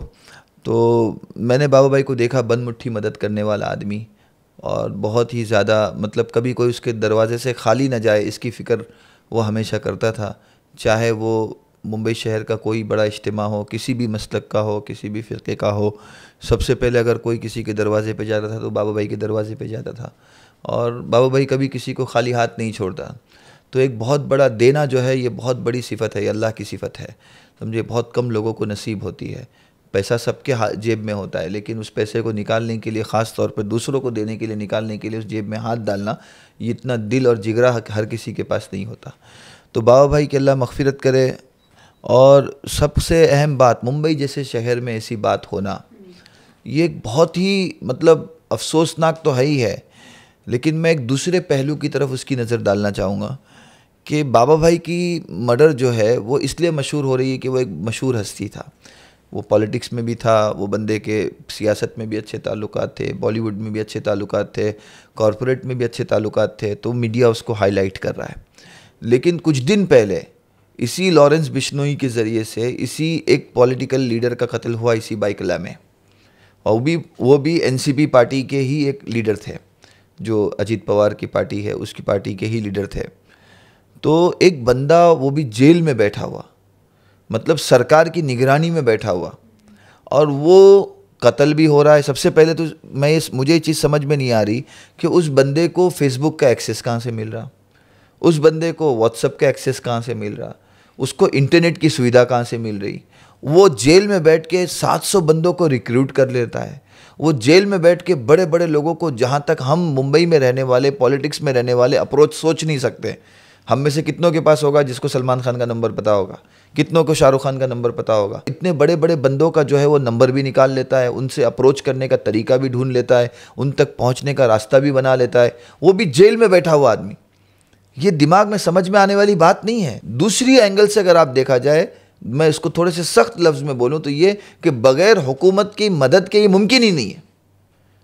जब वो आदमी मूसा वाले को मार दिया, जब उसने क्लेम किया कि हमने मूसा वाले को मारा, जो पंजाब में जो मर्डर हुआ, जो बहुत बड़ा सिंगर था मूसा वाला, और उसका जब मर्डर हुआ, उसका क्लेम उस बंदे ने जब लिया, हुकूमत को तो अंदर है, वो ऑलरेडी, उसको कहीं जाना नहीं है, पकड़ना नहीं है, उसके पीछे आपको विजिलेंस नहीं लगानी है, उसके पीछे आपको इंटेलिजेंस नहीं लगानी है, उसके पीछे आपको ना ईडी सीबीआई कोई लगानी है। बंदा आपके पास हाजिर है, बैठा हुआ है, आप उसको सिर्फ आपको सज़ा देनी है, एग्जीक्यूट करना है। अगर मूसा वाले के वक्त में ही अगर हम जाग गए होते तो आज बाबा भाई बच गए होते। वो एनसीपी का जो नेता बाइकला में जिसका मर्डर हुआ वो बच गया होता। तो ये बहुत बड़ी, सबसे बड़ी कमी अगर किसी की है, मैं लॉरेंस बिश्नोई से ज़्यादा अगर जिम्मेदार किसी को इसके लिए जानता हूँ, समझता हूँ, तो सरकार को समझता हूँ कि सरकार की जिम्मेदारी, एक आदमी जेल में बैठा हुआ, कैसे उसकी हिम्मत होती कि वो धमकी दे? कैसे? हम 90s में वापस जा रहे हैं क्या? एक दौर था 90s में जब हुकूमत, उस दौर में ये बात चला करती थी कि भाई फलां के घर में गोली चल गई और उससे हफ्ता वसूली हुई, उससे तावान लिया गया, उससे पैसा लिया गया। अब एक दहशत का माहौल बनाया जा रहा है। मुंबई जो इंटरनेशनल सिटी है, पूरी दुनिया यहाँ आती है, काम करती है, कारोबार करती है, पैसा कमाती है। वहाँ पे अगर वो सुरक्षित नहीं है, यहाँ पर अगर वो आदमी सुरक्षित नहीं है जो रूलिंग पार्टी का नेता है, रूलिंग पार्टी का बाअसर नेता है, जिसका अप्रोच जो है डीसीएम की ऑफिस में डायरेक्ट है, जो डायरेक्ट जो है कमिश्नर से बात कर सकता है, डायरेक्ट डिप्टी कमिश्नर से बात कर सकता है, इतने साल का उसका अनुभव है, महाराष्ट्र में वो मंत्री रहा है, 3 बार एमएलए रहा है, उसका बेटा एमएलए है। सोचो, एक आम आदमी की बात नहीं कर रहा हूँ, रास्ता चलते आदमी की बात नहीं कर रहा हूँ, उसकी बात कर रहा हूँ जिसकी इतनी पहुँच है। और उसकी सिक्योरिटी का अगर उसकी सरकार अगर हिफाजत नहीं कर सकती, तो आम आदमी की हिफाजत कहाँ से करेगी? दूसरा एक अहम मसला जिसकी तरफ निशानदेही करने की ज़रूरत है, बहुत कम लोगों को मालूम होगा, गूगल पे जाइए, सर्च कीजिए, पिछले चंद सालों में, ये हम नहीं कहते, हमारा आंकड़ा तो ये 95,000 का, लेकिन सरकारी आंकड़ा जो है वो 47,000 औरतें, लेडीज़ महाराष्ट्र में लापता हुई है, लड़कियां लापता हुई है। किसी को मालूम नहीं है कहाँ चली गई, कौन ले गया, कहाँ दफना दी गई, जिंदा है, मुर्दा है। 47,000, ये गवर्नमेंट कहती है, यहाँ 47,000 रिपोर्ट हुई है। हमने कांग्रेस वालों ने जो इन्वेस्टिगेट किया, एक अंदाज़ा है कि 1 लाख के आसपास लापता लेडीज़ है महाराष्ट्र के अंदर। इतना बड़ा स्कैम पूरे महाराष्ट्र में चल रहा है, ना मीडिया में उसकी खबर है, ना मीडिया में उसकी गूंज है, ना कोई सवाल पूछने के लिए तैयार है, ना कोई इस पर बात करने के लिए तैयार है। लापता लेडीज़ का क्या, ये इससे बड़ा इशू है। हमारा सबसे बड़ा मसला ये नहीं है, हमारी मीडिया सबसे बड़ा मसला है। मीडिया जो है ना, सरकार से सवाल पूछने के बजाय अपोजिशन से ये सवाल पूछती है कि तुम सरकार से सवाल क्यों पूछते हो।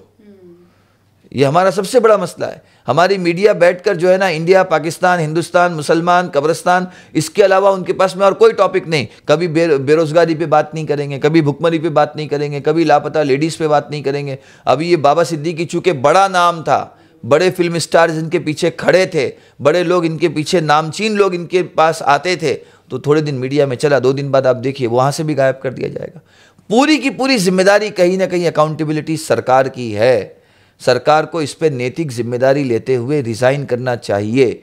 हमारे दौर में भी जो है वो 9/11 हुआ हो या और कोई अन्य घटना हुई हो और कोई इंसिडेंट हुआ हो, रेलवे इंसिडेंट हमारे यहाँ पर होते थे, यही नीतीश कुमार थे, उनको रिज़ाइन देना पड़ा था। एक रेलवे छोटा सा इंसिडेंट हुआ था, रेलवे मिनिस्टर को रिज़ाइन देना पड़ा। 9/11 हुआ, चीफ मिनिस्टर को रिज़ाइन देना पड़ा। अकाउंटेबिलिटी, विलासराव देशमुख की सरकार गई क्योंकि 9/11 हुआ। यहाँ पर हज़ारों लोग गायब हो रहे हैं, लेडीज़ गायब हो रही है। यहाँ पे लाडली बहन के नाम पे हम पैसा बांट रहे हैं। पैसा नहीं चाहिए, औरतों को हिफाजत चाहिए। वो हिफाजत पे सरकार कोई बात नहीं कर रही, उनकी सुरक्षा पे सरकार कोई बात नहीं कर रही। अकाउंटेबिलिटी लेने को कोई तैयार नहीं। रेलवे मिनिस्टर बोलता है छोटे छोटे वाकयात होते हैं। हाँ, एक छोटा सा स्टेटमेंट आर पाटिल ने दिया था, बड़े बड़े देशों में छोटी छोटी बातें होती है। वो एक छोटे से स्टेटमेंट पे उनका गृह मंत्रालय छीन लिया गया था, उनका होम मिनिस्ट्री छीन ली गई थी। नैतिक जिम्मेदारियां इतनी सख्त थी। आज हाँ हमने किया, वो रेलवे मिनिस्टर कहता है छोटे मोटे वाक़े हो रहे हैं। अरे लोग हर रोज़ आप देखें, हर हफ्ते देखें कि रेलवे के अंदर बड़ा कोई ना कोई हादसा हो रहा है, लोग मर रहे हैं, पटरियों से उतर रहे, कोई पूछने वाला नहीं। इंसान की जान की कीमत ही नहीं बची। सरकार पैसे से सत्ता, सत्ता से पैसा, इसमें उलझी हुई है। तो ये जो पूरा के पूरा जो है वो आप कहें ना कि एक तरीके से एक षड्यंत्र है जो के ताने बाने आपस में बुने हुए हैं। ये बहुत छोटे मोहरे हैं, चाहे वो बिश्नोई हो, चाहे वो अब 19 साल का बच्चा, 23 साल का बच्चा जिसकी मूंछें नहीं निकली अभी, और वो मर्डर करने के लिए बंदूक हाथ में लेके निकल के चला गया। और ऐसा भी नहीं कि उस मर्डर के बदले में उसको कोई 10 लाख, 15 लाख, 20 लाख, 50,000 रुपए के लिए। मतलब आप सोचें, हम इंसान की जान की क्या वैल्यू लगा रहे हैं, हम अपने समाज को कहाँ लेके जा रहे हैं। और पूरी जिम्मेदारी सरकार की है। एक को सजा होगी, 10 डरेंगे। जब सजा ही नहीं हो रही, मूसा वाले का मर्डर हुआ था जिस वक्त मूसा वाले का, उसी वक्त अगर बिश्नोई को सजा हो जाती, आज इतने लोग पीछे बच जाते। तो सरकार को अपनी अकाउंटेबिलिटी तय करनी होगी, और सरकार करे ना करे, आने वाले इलेक्शन में जनता जरूर करेगी, इतना मुझे यकीन है। I hope so too. जैसे ये एक बहुत सीरियस इशू है, वैसे ही जैसे आप कह रहे थे विमेन रिलेटेड इश्यूज भी उतने ही क्रिटिकल है। जैसे कि there are so many rape cases, there are so many women who are suffering from a lot of things. एक तरफ ये सारे इश्यूज है, दूसरी तरफ हम फेमिनिज्म की बातें कर रहे हैं, there are pseudo feminists, there are people who are talking about equality. how is politics responsible to make sure that there are equal rights, there are safety measures taken for women in our society? जैसे कि मैंने आपसे अभी कहा कि ladies का हमारे यहाँ पर जो कॉन्सेप्ट है, हुकूक देने के नाम पर, राइट्स देने के नाम पर हम जो कानून भी बनाते हैं, जैसे आपने कहा कि पॉलिटिक्स में इक्वालिटी कैसे होगी, हमने कानून बना दिया कि भी 50% का रिजर्वेशन होगा ताकि लेडीज़ को पॉलिटिक्स के अंदर मौका मिल सके, वो सत्ता में आ सके, सरकार में आ सके। और उसके बाद में उनका मकसद ये है कि लेडीज़ के जो मसले हैं वो उनके ज़रिए से, उनके सेफ्टी के हो, उनके सुरक्षा के हो, उनके फाइनेंशियल के, उनके आर्थिक संबंध जो चीज़ें हो, वो सारी चीज़ें वो वहाँ रख कर हल करा सके, ये मकसद है। लेकिन अभी 50% का जब रिजर्वेशन होता है, वो रिजर्वेशन पे जब सीटें रिजर्व की जाती है तो उस पर कौन चुनाव लड़ता है? कोई आम लेडीज़ चुनाव नहीं लड़ती। वहाँ का जो नेता है जिसकी वाइफ का, बेटी का, बीवी का इलेक्शन के अंदर कोई इंटरेस्ट नहीं, पॉलिटिक्स में कोई इंटरेस्ट नहीं, उसने कभी पॉलिटिक्स देखी नहीं, वो उसके नशीब व फराज को, ऊंच नीच को कोई जानते नहीं, उसको लाके बिठा दिया जाता है। मकसद ये था कि लेडीज़ रिप्रेजेंटेशन हो, लेकिन लेडीज़ रिप्रेजेंटेशन के नाम पे कहीं ना कहीं एक बहुत बड़ा धोखा हमारे साथ हो रहा है। लेडीज़ रिप्रेजेंटेशन के नाम पे भी जो लीडरशिप आ रही है उनके अंदर वो चीज़ें नहीं होती। मैं हाउस में बैठा कई साल, अभी 5 साल जब मैं हाउस में बैठा, 50% महिलाओं का रिजर्वेशन है, 50% महिला तो चुन के ऐसी आती है, बाकी कई ऐसी महिलाएं 10 से 20% ऐसी है कि जो है ख़ास तौर पे ओपन सीट से चुन के आती है। यानी एक अंदाज़ा लगाएं 60 to 70% महिलाएं होती है जो हाउस में आती है। हाँ। लेकिन मैं देखता हूं कि शुरू की लाइन में बैठी हुई जो 8-10 महिलाएं होती है ना, वही एक्टिव होती है। Correct. उन्हीं को पता होता है कि हाउस में क्या चल रहा है। हाँ। वही एजेंडा पढ़ के आती है, वही देख के आती है। बाकी 80% महिलाओं को पता ही नहीं होता है कि हाउस में करना क्या है। Correct. हाउस में बोलना क्या है, हाउस कैसे चलेगा, हम अपनी बात कैसे रखेंगे, हम अपनी बात कैसे मनवाएंगे, हम अपना कानून कैसे लाएंगे। तो इस किस्म की महिलाएं, मतलब हम जो कहते हैं वुमेन एम्पावरमेंट की, हम जो बात करते हैं इक्वालिटी की, तो इक्वालिटी होने के लिए इक्वालिटी के साथ में जिस दर्जे पे हम उस महिला को लेके जा रहे हैं, उस महिला के अंदर भी ये सिफत होनी चाहिए कि वो उस दर्जे को, उस ओहदे को जस्टिफाई कर सके। समझे, ये भी बहुत ज़्यादा ज़रूरी है। जब तक ये जस्टिफाई नहीं होगी, हम देख रहे हैं हाउस में 80% महिलाएं, बहुत अफसोस के साथ और बहुत माफ़ी के साथ, बहुत नरम लफ्ज़ों में मैं अपने आप को बहुत झुका के बात कहता हूँ, अफसोस के साथ 8-10 महिलाएं हैं जिनको हम जानते हैं कि बहुत एग्रेसिवली काम करती है, काम को समझती है, एजेंडा पढ़ के आती है, चीज़ों को समझती है, कानून बनाने के अंदर उनका बहुत बड़ा हक होता है, अधिकार होता है चीज़। लेकिन बाकी महिलाएं, वो अब उनके हस्बैंड जो है पॉलिटिक्स में थे, सीट लेडीज़ हो गई तो उनको खड़ा कर दिया। तो ये जब तक चीज़ें चेंज नहीं होगी, तब्दीली उस वक्त तक नहीं आएगी। हमारी औरतों के अंदर बहुत ज़्यादा पोटेंशियल है, जो घर चला सकती है, ख़ानदान चला सकती है, दुनिया क्यों नहीं चला सकती। और दुनिया चलाकर लोगों ने दिखाया है, और अच्छे तरीके से दिखाया है। लेकिन उस पोटेंशियल की, जिसका उसमें इंटरेस्ट भी हो, politics it's not a part time job, it's a full time job. आपको अगर पॉलिटिक्स करनी है तो आपको सिर्फ पॉलिटिक्स ही करनी है। और आपको जब पॉलिटिक्स करनी है तो आपको पीछे अपना फाइनेंशियल जो आपका जो ये है, वो आपका वो स्ट्रांग होना चाहिए। अगर आप फाइनेंशियली स्ट्रांग नहीं होगे तो पॉलिटिक्स से आप खिदमत नहीं करोगे, पैसा कमाओगे। करेक्ट, समझे। तो फाइनेंशियली स्ट्रांग होंगे तब अगर आप लोगों की खिदमत कर पाओगे। तो मैं इस चीज़ को बहुत स्ट्रांगली कहता हूँ कि महिलाओं का आगे आना बहुत ज़रूरी है, लेकिन सिर्फ महिला होने की वजह से उसको कहीं ना कहीं मौका मिले ये गलत है, बल्कि वो काबिल महिला है इसलिए उसको मौका मिले, ये ज़्यादा सही है। I agree. आप जो you are aspiring to be a leader on behalf of Congress party, है ना, और कांग्रेस के जो लीडर है मिस्टर राहुल गांधी, उसके बारे में लोगों के बहुत मिक्स्ड ओपिनियन है। Some people feel that he is a deserving candidate to be a prime minister, some feel that you know the typical Pappu image that is created around him. तो you have been working closely to people who are associated in that circle. आपको क्या लगता है next 5 years, next 10 years down the line, how are situations going to be? देखिए, democracy है, हर आदमी के बारे में नज़रिया रखने का हर इंसान को अपना अधिकार है, अपना हक है। चाहे वो नज़रिया उसका सियासी हो, चाहे समाजी हो, चाहे धार्मिक हो, किसी भी तरीके से हो, हर आदमी को इख्तियार है कि वो किसी भी बारे वो उस पर नज़रिया थोप नहीं सकता, लेकिन अपना ओपिनियन रख सकता है कि मैं इसके बारे में सोचता हूँ। राहुल जी के बारे में मेरा पर्सनल ज़ाती नज़रिया, मैंने उनके साथ काफ़ी मेरी मुलाकातें हुई, पार्टी मीटिंग में हुई, काफ़ी दूसरी जगहों पर मैंने उनको सुना, काफ़ी दूसरी जगहों पर उनको देखा। जो लोग भी उनको देखते हैं, जो लोग भी उनके आसपास बैठते हैं, वो इस चीज़ को जानते हैं कि राहुल जी एक ऐसा बंदा है। मीडिया क्या दिखाता है, मीडिया का परसेप्शन एक अलग है। मीडिया आप भी जानते हैं, मैं भी जानता हूं कि आजकल तो जब से ये सोशल मीडिया आया है और पेड मीडिया जब से शुरू हो गया है, किसी को भी हवा में उड़ाना और किसी को भी ज़मीन में दफनाना बहुत आसान हो गया है। चंद घंटों में किसी को हीरो बना दिया जाता है, चंद घंटों में किसी को ज़ीरो बना दिया जाता है। एक कॉन्सेप्ट है, कुछ लोग सही इस्तेमाल भी कर रहे हैं, कुछ लोग गलत इस्तेमाल भी कर रहे हैं। जैसे कि आपने जो लफ्ज़ इस्तेमाल किया पप्पू का, मैं स्ट्रांगली इसको बिलीव करता हूं कि कुछ लोगों ने अपने पॉलिटिकल फ़ायदे के लिए ये कॉन्सेप्ट जड़ा, इसके पीछे लाखों रुपए खर्च किए और एक कहीं ना कहीं झूठा परसेप्शन बनाने की कोशिश की। तो ये उनकी कंडीशन नहीं है। दूसरी अहम बात कि आप राहुल गांधी को किस नज़रिए से देखते हैं, वो मेरे लिए ज़्यादा अहमियत नहीं है। मेरे लिए अहमियत है कि मैं राहुल गांधी को किस नज़रिए से देखता हूँ। मैं राहुल गांधी को इस नज़रिए से देखता हूँ कि एक ऐसा बंदा कि जो देख रहा है कि वो चुनाव हार रहा है, वो देख रहा है कि लोग उसका साथ छोड़ के जा रहे हैं, वो देख रहा है कि उसकी पार्टी कमज़ोर हो रही है, समझे। लेकिन इन सब चीज़ों के बाद में भी वो अपनी आइडियोलॉजी से कॉम्प्रोमाइज़ करने के लिए तैयार नहीं है। इलेक्शन में, पॉलिटिक्स में आदमी बहुत बैलेंस होता है, बहुत मैनिपुलेट होता है और बहुत ज़्यादा कॉम्प्रोमाइज़ हो जाता है कि अपनी इलेक्शन में हर पार्टी को जो है ना सत्ता चाहिए, हर पार्टी को कुर्सी चाहिए, हर पार्टी को पावर चाहिए। पावर में आने के लिए कल के दुश्मन आज दोस्त बन जाते हैं और आज के दुश्मन कल दोस्त हो जाते हैं।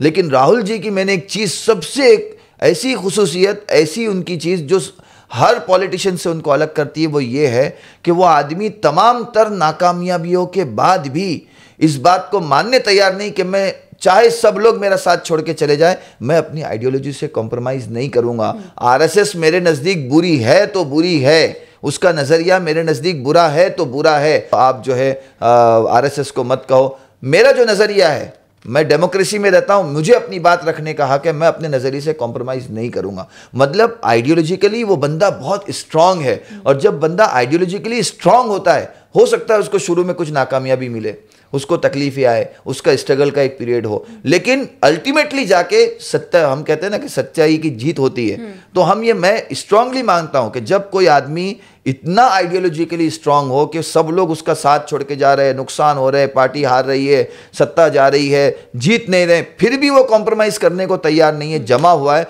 तो कहीं ना कहीं एक दिन कामयाबी उसके कदम चूमेगी।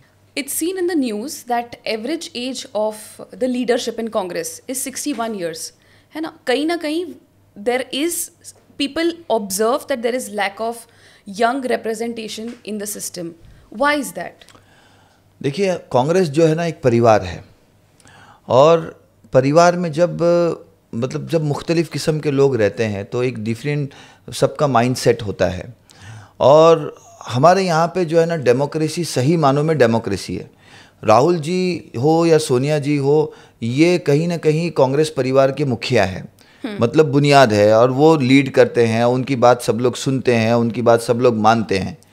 वो सारी चीज़ें नीचे इम्प्लीमेंट करना चाहते हैं, लेकिन वो करने में भी उन्होंने ये मिजाज रखा है कि हम लोग इस चीज़ को डेमोक्रेटिकली नीचे इम्प्लीमेंट करेंगे, किसी पे ज़ोर ज़बरदस्ती नहीं करेंगे। ये लीडर्स को समझना है कि हमारा वक्त हो गया, अब मुझे छोड़ देना चाहिए। ये लीडर्स, मैं आपको बताऊं, लोग कहते हैं ना रिटायर कब होना चाहिए। रिटायर उस वक्त होना चाहिए कि जब लोग हमें पूछे कि रिटायर क्यों हो रहे हो। रिटायर उस वक्त नहीं होना चाहिए कि जब लोग हमें पूछे कि रिटायर क्यों नहीं हो रहे हो। अग्री। तो हमारी जो लीडरशिप है वो ये सोच रही है कि नहीं मैं तो अभी मुझ में बहुत वक्त है, अभी मैं फिर से मांगूंगा, फिर लड़ूंगा, एक बार हार गए, दूसरी बार मांगूंगा, दूसरी बार हार गए, तीसरी बार मांगूंगा। तो ये कहीं ना कहीं उनको तो हर किस्म को लेकर चलना है। एक बंदा भी, क्योंकि politics it's a game of mathematics, it's a game of numbers. जितने सर आपके पास होंगे, जितने लोग आपके पास होंगे, उतनी आपकी ताकत होगी। तो उनके पास में 80 की उम्र वाला भी एक सर है, 40 की उम्र वाला भी एक सर है, 20 की उम्र वाला भी एक सर है। वो 20 वाले के लिए 80 वाले को नहीं बोल सकते तुम बूढ़े हो गए, तुम चले जाओ, क्योंकि हमको 20 वाले का जोश भी चाहिए, 80 वाले का तजुर्बा भी चाहिए, और वो मिलेगा तब जाके वो चीज़ें बनेगी। तो अपनी तरफ से पार्टी पूरी तरीके से इसकी कोशिश कर रही है।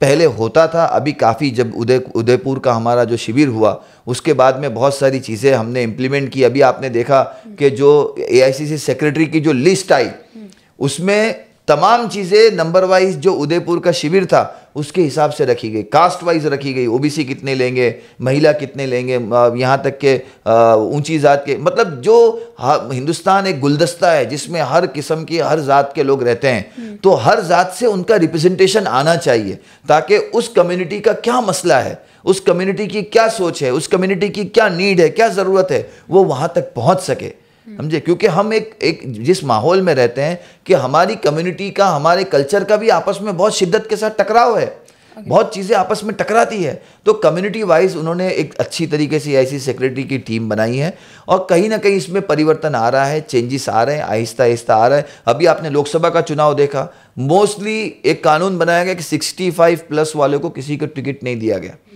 इल्ला ये कि कोई ऐसा हो बंदा कि जो सिटिंग हो, कंटिन्यू कर रहा हो, कोई अदर ऑप्शन ना हो, तो इक्का दुक्का कोई ऐसे ऑप्शन होंगे, लेकिन एक बेसिक क्राइटेरिया बनाया गया कि 65+ वालों को टिकट नहीं।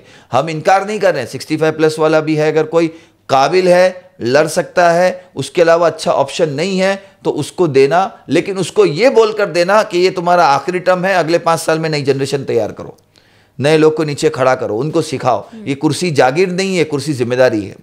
ये एहसास होना बहुत ज़रूरी है। हमारे दिमाग में ऐसा है ना कि मैं इस कुर्सी पे बैठा हूं तो इस कुर्सी से उतरने से पहले मेरी इस कुर्सी पे मेरा बेटा बैठ जाए, ये चीज़ बहुत गलत है। तो ये लीडरशिप चाहती है कि नीचे चेंजेस आए, लेकिन हमारे यहाँ डेमोक्रेसी, हमारे यहाँ पे 2 आदमी पार्टी नहीं चलाते हैं कि भाई मोदी और शाह 2 ही है, और जो बोल दें वो सुबह को दिन को बोले रात, तो रात, रात को बोले दिन तो दिन, तो ऐसा नहीं है। हमारे यहाँ पे डेमोक्रेसी है कि ऊपर का अध्यक्ष चाहते हुए भी जमीन पर डंडे के जोर से इंप्लीमेंट नहीं करता, समझाता नहीं भाई ऐसा कर लो, ऐसा कर लो, ऐसा कर लो। ये डेमोक्रेसी की एक पहचान है जो बहुत अच्छी चीज़ है, और परिवर्तन आ रहा है, काफ़ी हद तक चेंजेस हो रहे हैं। लोग कह रहे हैं कांग्रेस हार रही, मैं कहता बिल्कुल नहीं हार रही। जो हमारी हार है वो सब बताते हैं। अभी आप देखिए, पिछले 1 हफ्ते से चिल्ला रहे हैं कि भाई हरियाणा हार गए, हरियाणा हार गए। हरियाणा में 90 सीट थी, हम चुनाव हार गए 7 सीटों से, लेकिन उसी जम्मू कश्मीर में 90 सीटें थी, हम वहाँ चुनाव जीत के मेजोरिटी से गवर्नमेंट बना रहे हैं, लेकिन जम्मू कश्मीर पे कोई बात करने के लिए तैयार नहीं। उस जम्मू कश्मीर पे जिस पे 370 हटाने के बाद बीजेपी ने इतना ढकोसला खड़ा किया था कि अब तो बीजेपी की लहर चलेगी, अब 370 हट गया है, लोग बहुत खुश है, लोग तरक्की कर रहे हैं, जम्मू कश्मीर आगे बढ़ रहा है, अब तो जम्मू कश्मीर में बीजेपी नजर आएगी। वो जम्मू कश्मीर में हम सरकार बनाने जा रहे हैं फुल मेजोरिटी के साथ में, लेकिन वहाँ कोई मीडिया बात करने के लिए तैयार नहीं। वो भी 90 सीटों की असेंबली है, हरियाणा भी 90 सीटों की असेंबली है, बल्कि हरियाणा में हम 2 लाख वोटों से हारे। मतलब हमारा भी परसेंटेज जो है, वोटिंग फीसद जो है 39% था, और बीजेपी का भी 39% था। सिर्फ ये का कुछ 1-1.5 लाख वोट यहाँ से वहाँ हो जाते हैं, तो 5-6-7 सीटों का जो फर्क था। ऐसा नहीं हमारी हार हुई कि हम बहुत बुरी तरीके से हारे, कि जैसे हम पहले हुआ करता था कि हमारी 10 सीटें आ रही है, बीजेपी की 50 सीटें आ रही है, ऐसा तो नहीं हुआ। हमारी 37 आई, उनकी 48 आई, 8-9 सीटों का फर्क था। मतलब 5 सीट हम जीत जाते, 5 सीट वो हार जाते, वो फर्क कवर हो जाता। तो जम्मू कश्मीर की जीत बता नहीं रहे, हरियाणा की हार बता रहे हैं। इसी के साथ हमने पंजाब जीता, कोई बात करने के लिए आम आदमी पार्टी ने पंजाब जीता, तो उसमें कोई बात करने को तैयार नहीं कि इतनी बड़ी बीजेपी की वहाँ पर हार हुई। इसी के साथ हम कर्नाटक में जीते, कोई वहाँ बात करने को तैयार नहीं। हम वो नीचे आप केरला चले जाएं, फिर वो आप इसी के साथ तमिलनाडु चले जाएं जहाँ हमारे स्टालिन के साथ सरकार है। अब तो बीजेपी, हम कई स्टेट है जो जीत रहे हैं और अच्छे तरीके से जीत रहे हैं। पिछले 10 सालों में हम राजस्थान जीत चुके हैं, मध्य प्रदेश जीत चुके हैं, महाराष्ट्र जीत चुके हैं, बिहार जीते, या आधा हिंदुस्तान हो गया। ये स्टेट हम जीते। हमारे सीएम पिछले 10 सालों में मोदी सरकार में बने। तो फिर मीडिया क्यों बता रही है कि कांग्रेस खत्म हो रही है, कांग्रेस हार रही है? उस तरफ की तो आप नॉर्थ ईस्ट की बात ही ना करें, वहां तो बीजेपी का वजूद ही नहीं। झारखंड में हमारी सरकार है, अभी इलेक्शन होने जा रहा है, कांग्रेस सरकार में है। हाँ, नीचे आप तमिलनाडु चले जाएं, पौंडीचेरी चले जाएं, हर जगह हम सरकार में है।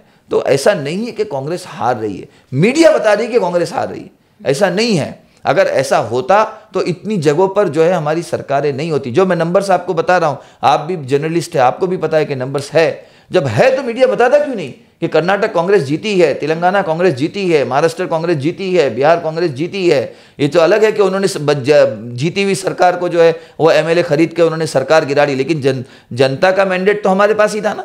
चुनाव तो हम जीत के आए थे, बिहार में चुनाव हम जीत के आए थे। ये बात अलग है, नीतीश कुमार को आप ले गए, यहाँ या सरकार, जनता का मैंडेट हमारे पास था, सरकार हमारी थी। ये बात अलग है कि आप हमारे एमएलए जो है सूरत ले गए, गुवाहाटी ले गए, गोवा ले गए, फिर आके सरकार बना ली, चोरी से बैकडोर से आपने सरकार बनाई, वो आपका ही है।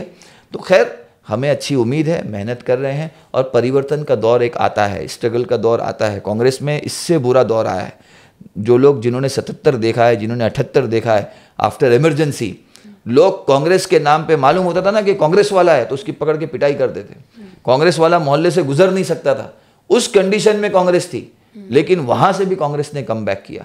कांग्रेस इस देश के खून में है, इस देश की जमीन में है, लोगों की नस नस में है। हाँ, टेम्पररी एक होता है कि भाई थोड़ा जब हम इस दुनिया में है तो इस दुनिया की हर नेमत को उरूज भी है और जवाल भी है। जो ऊपर गया है एक दिन नीचे आना है। तो अब बीजेपी अपने टॉप पे पहुंच चुकी है और कहीं ना कहीं वो हिंदू मुस्लिम करके थोड़ा बहुत वो बैलेंस करके चला रही है। लेकिन ये झूठ का गुब्बारा ज़्यादा दिन चलने वाला नहीं है, थोड़े दिन बाद ये फट जाएगा। और मुझे यकीन है कांग्रेस पूरी ताकत के साथ वापस आएगी और राहुल जी के नेतृत्व में हम दिल्ली में भी सरकार बनाएंगे, स्टेट्स में भी हमारी सरकार होगी और राहुल जी देश के प्रधानमंत्री बनेंगे। वो एबिलिटी उनके अंदर है, ये मेरा नहीं, हज़ारों लाखों करोड़ों लोगों का इस देश में यकीन है। Lastly, your message to the youth that is wanting to join politics. देखिए, मैं इस चीज़ को बहुत स्ट्रांगली मानता हूं कि मिसाल के तौर पे इस कमरे में अंधेरा है, आप माइक लेके चिल्लाओ कि अंधेरा भाग जा, अंधेरा भाग जा, अंधेरा नहीं भागेगा। अंधेरा कैसे भागेगा? आप बटन दबाओगे, उजाला आएगा, अंधेरा खुद ब खुद चले जाएगा। तो आप कितना भी चिल्लाओ कि भाई पॉलिटिक्स गंदी है, पॉलिटिशियंस गंदे हैं, फला काम नहीं हो रहा है, फला चीज़ें नहीं हो रही, फला चीज़ें जैसी होनी चाहिए, उस वक्त तक आप उसको सुधार नहीं सकते जब तक आप खुद एक अपना अमल ना करो, अपनी एक कोशिश ना करो, अपनी एक पहल ना करो। अगर आप चाहते हो कि गंदगी दूर हो, आप चाहते हो कि बुरे लोग दूर हो, तो अच्छे लोगों को आगे आना पड़ेगा और उसूलों के साथ आना पड़ेगा और अपने आप को एक लॉन्ग टर्म प्लान लेके। जो बच्चे पॉलिटिक्स में आते हैं ना, मैं उनसे ये कहता हूँ, भाई पॉलिटिक्स में आ रहे हो अच्छी बात है, अगले 10 साल का सोचो। आप अपना प्लान थे, जैसे मैंने आपको शुरू में बताया, मैं जिस वक्त 2012 में पॉलिटिक्स में आया, मैंने अपना एम, एक मंजिल तय की थी कि मुझे नेशनल पॉलिटिक्स में जाना है। चाहे मैं 2 साल में जाऊं, चाहे मैं 10 साल में जाऊं, चाहे मैं 20 साल में जाऊं, चाहे मैं नहीं जाऊं, लेकिन मेरी मंजिल है। और मैंने 5-5 साल के हिसाब से अपना प्लान बनाया। हमारी आज की जनरेशन जो है ना, उनको बहुत जल्दी फेम चाहिए, बहुत जल्दी पैसा चाहिए।